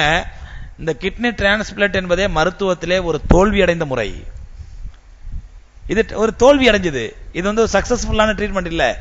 கிட்னி டிரான்ஸ்பிளான்ட்ங்கிறது முன்னாள் முதலமைச்சர் இங்கேந்து புரூக்லின் ஹாஸ்பிட்டலுக்கு போனார். வேர்ல்டுலயே ரொம்ப ஃபேமஸ் கிட்னி டிரான்ஸ்பிளான்ட்ல ரொம்ப ஃபேமஸான ஆஸ்பத்திரி இது புரூக்லின். யாருங்க? எம்ஜிஆர் போனாரு. அந்த புரூக்லின்ல போய் கிட்னி டிரான்ஸ்பிளான்ட் பண்ணிட்டு வந்தவர் 3 வருஷம் தான் இருந்தாரு. 3 வருஷம் தான். அப்போ வேர்ல்டு ஃபேமஸ் புரூக்லின் ஹாஸ்பிட்டல், அங்க போய் திறமையான மருத்துவர்களால் வாங்கிட்டு வந்தவரை இந்த நிலைமைன்னு சொன்னா இன்னைக்கு எந்த கிட்னி டிரான்ஸ்பிளான்ட் பண்ணவரும் 2 வருஷம் அதிகபட்சம் 3 வருஷத்துக்கு மேல வாழ்றது கிடையாது. அதனால கிட்னி டிரான்ஸ்பிளான்ட் ட்ரீட்மெண்ட் என்பதே ஒரு ஃபெயிலியரான ட்ரீட்மெண்ட் தான், சக்சஸ்ஃபுல் ட்ரீட்மெண்ட் கிடையாது. அடுத்தவனுடைய கிட்னியை வாங்கி அவனையும் பாதிப்புக்குள்ளாகி எனக்கும் பாதிப்புக்குள்ளாகி நான் 3 வருஷம் மட்டும் உயிர் வாழ்ந்து நான் என்னத்தை சாதிக்க போறேன்? அதனால அல்ஹம்துலில்லாஹ் அல்லாஹ் நாடுற நடக்கட்டும் எனக்கு அப்படின்னு சொல்லி இருந்தாருன்னா, அல்லாஹ் நாடினால் 2 கிட்னியை ஃபெயிலியர் ஆக்கினாலும் அல்லாஹ் அவரை உயிரோடு வைக்க முடியும். அல்லாஹ்க்கு அந்த சக்தி இருக்குது. இருக்குதுங்களா இல்லையாங்க? இன்னைக்கு மெடிக்கல் மிராக்கிள் சொல்லுவாங்க, கரெக்ட் தானே? மிராக்கிள், மெடிக்கல் மிராக்கிள், அதான் மருத்துவத்திலே அது என்ன சொல்லுது? அபூர்வம், அதிசயம். சில டாக்டர் சொல்லுவாங்க, என்னங்க நீங்க ஆச்சரியமா இருக்குங்க, நீங்களா மெடிக்கல் மிராக்கிள்ங்க, இது இப்படி நடக்க வாய்ப்பே இல்லைங்க. அது இப்ப யார் கொடுத்தது? அல்லாஹ் கொடுத்தது. அதனால எனக்கு இப்படி கிட்னி வாங்கி தான் நான் 2 வருஷம் 3 வருஷம் என்னத்தை சாதிக்க போறேன்? அல்ஹம்துலில்லாஹ் இருக்கிற வரையில இருக்கிற அமல் செஞ்சுட்டு போவோம், அல்லாஹ்ட துஆ செய்வோம், என்னென்ன மாத்து சாப்பிடுவோம், அல்லாஹ் விட்ட வழி அப்படி இருந்தா நிச்சயமா ரப்புல் ஆலமீன் அல்லாஹ் நாடினால் அவருக்கு நீண்ட ஹயாத்தை கொடுப்பான் இன்ஷா அல்லாஹ்.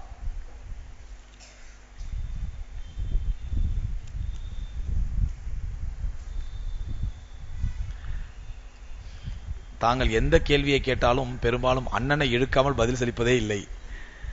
அவருக்கு சம்பந்தமில்லாத கேள்வியாக இருந்தாலும் அவரை சம்பந்தப்படுத்தியே பதில் சொல்கிறீர்கள். இதை தவிர்க்கலாமே? தவிர்க்கிறாங்க இன்ஷா அல்லாஹ். அப்படி சம்பந்தம் இல்லாம இழுக்கிறது இல்லை. இவ கிட்னி வச்சோன்னே அவர் இழுத்தனா? அவர் இழுத்தனுங்களா? சம்பந்தம் இல்லாத கேள்வி, சம்பந்தப்பட்ட கேள்வி அவர் ஏதாவது ஏடாகடமா பதில் சொல்லி குர்ஆனுக்கு மாற்றமா சொல்லியிருந்தா அது மறுப்பு கொடுக்க வேண்டிய என்னுடைய கடமை, தெளிவுபடுத்த வேண்டிய என்னுடைய கடமைங்கிற அடிப்படையில். இல்ல நீங்க விரும்பல அப்படின்னா அவாய்ட் பண்ணிட பிரச்சனை இல்லை. அவர் இழுத்துதான் பதில் சொல்லணுங்கிற அவசியம் கிடையாது. சில கேள்விகள்ல அவர் ஏதாவது ஏடாகடமா சொல்லியிருப்பாரு, அதுக்கு நான் தெளிவுபடுத்தும் போது சொல்லியிருப்பேன். எல்லா கேள்வியும் இழுத்தான் ஆகணும் அப்படின்னு அவசியம் கிடையாது. இன்ஷா அல்லாஹ் இனிமே அவாய்ட் பண்றேன். அல்லாஹ் சுப்ஹானஹு இந்த விஷயங்களை பேசணுமே, இந்த விஷயங்களை கேட்டோம், அதனுடைய அமல்ச்சி கொடுத்த தௌஃபீக் தந்தல்வானாக. சுப்ஹானல்லாஹி பிஹம்திஹி சுப்ஹானக்கல்லாஹும்ம பிஹம்திக அஷ்ஹது அல்லா இலாஹா இல்லா அன்த அஸ்தக்ஃபிருக வ அத்தூபு இலைக்.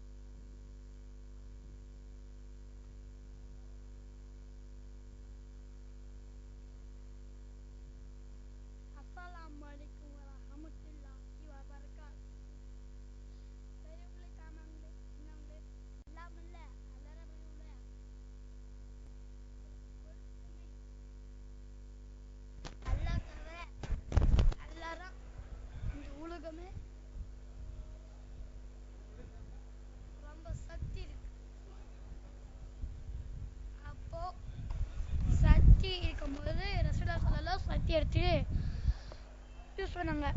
சொன்னா சக்தி வரல, அது அல்லாஹ் சக்தி வரல. மறுபடியும் அல்லாஹ்கிட்டே போதுதான். அப்ப அல்லாஹ் வந்து ரசூலுல்லாஹி ஸல்லல்லாஹு திட்டினாங்க. திட்டிட்டோன்னே அல்லாஹ் சொன்னா ஒரு வருஷத்துக்கு பயான் பண்ண சொன்னான். பயான் பண்ணோன்னே அப்போ வந்து ஒரு பியூட்டி கொடுத்தானா, ரொம்ப அழகா இருந்துதான். ஒரு பூ கொடுத்தானா, அது யாருக்கிட்ட? ஒரு சின்ன பொண்ணுக்கிட்ட. யாருக்கு தெரியுமா? அல்லாஹ். சின்ன பொண்ணுக்கிட்ட. யார் மேல அப்பா இல்ல, அம்மா இல்ல, யார் மேல தாத்தா இல்ல, பாட்டி இல்ல. அப்போ வந்து நம்ம வந்து அஸ்ஸலாமு அலைக்கும் வரஹ்மத்துல்லாஹி வ பரகாத்துஹு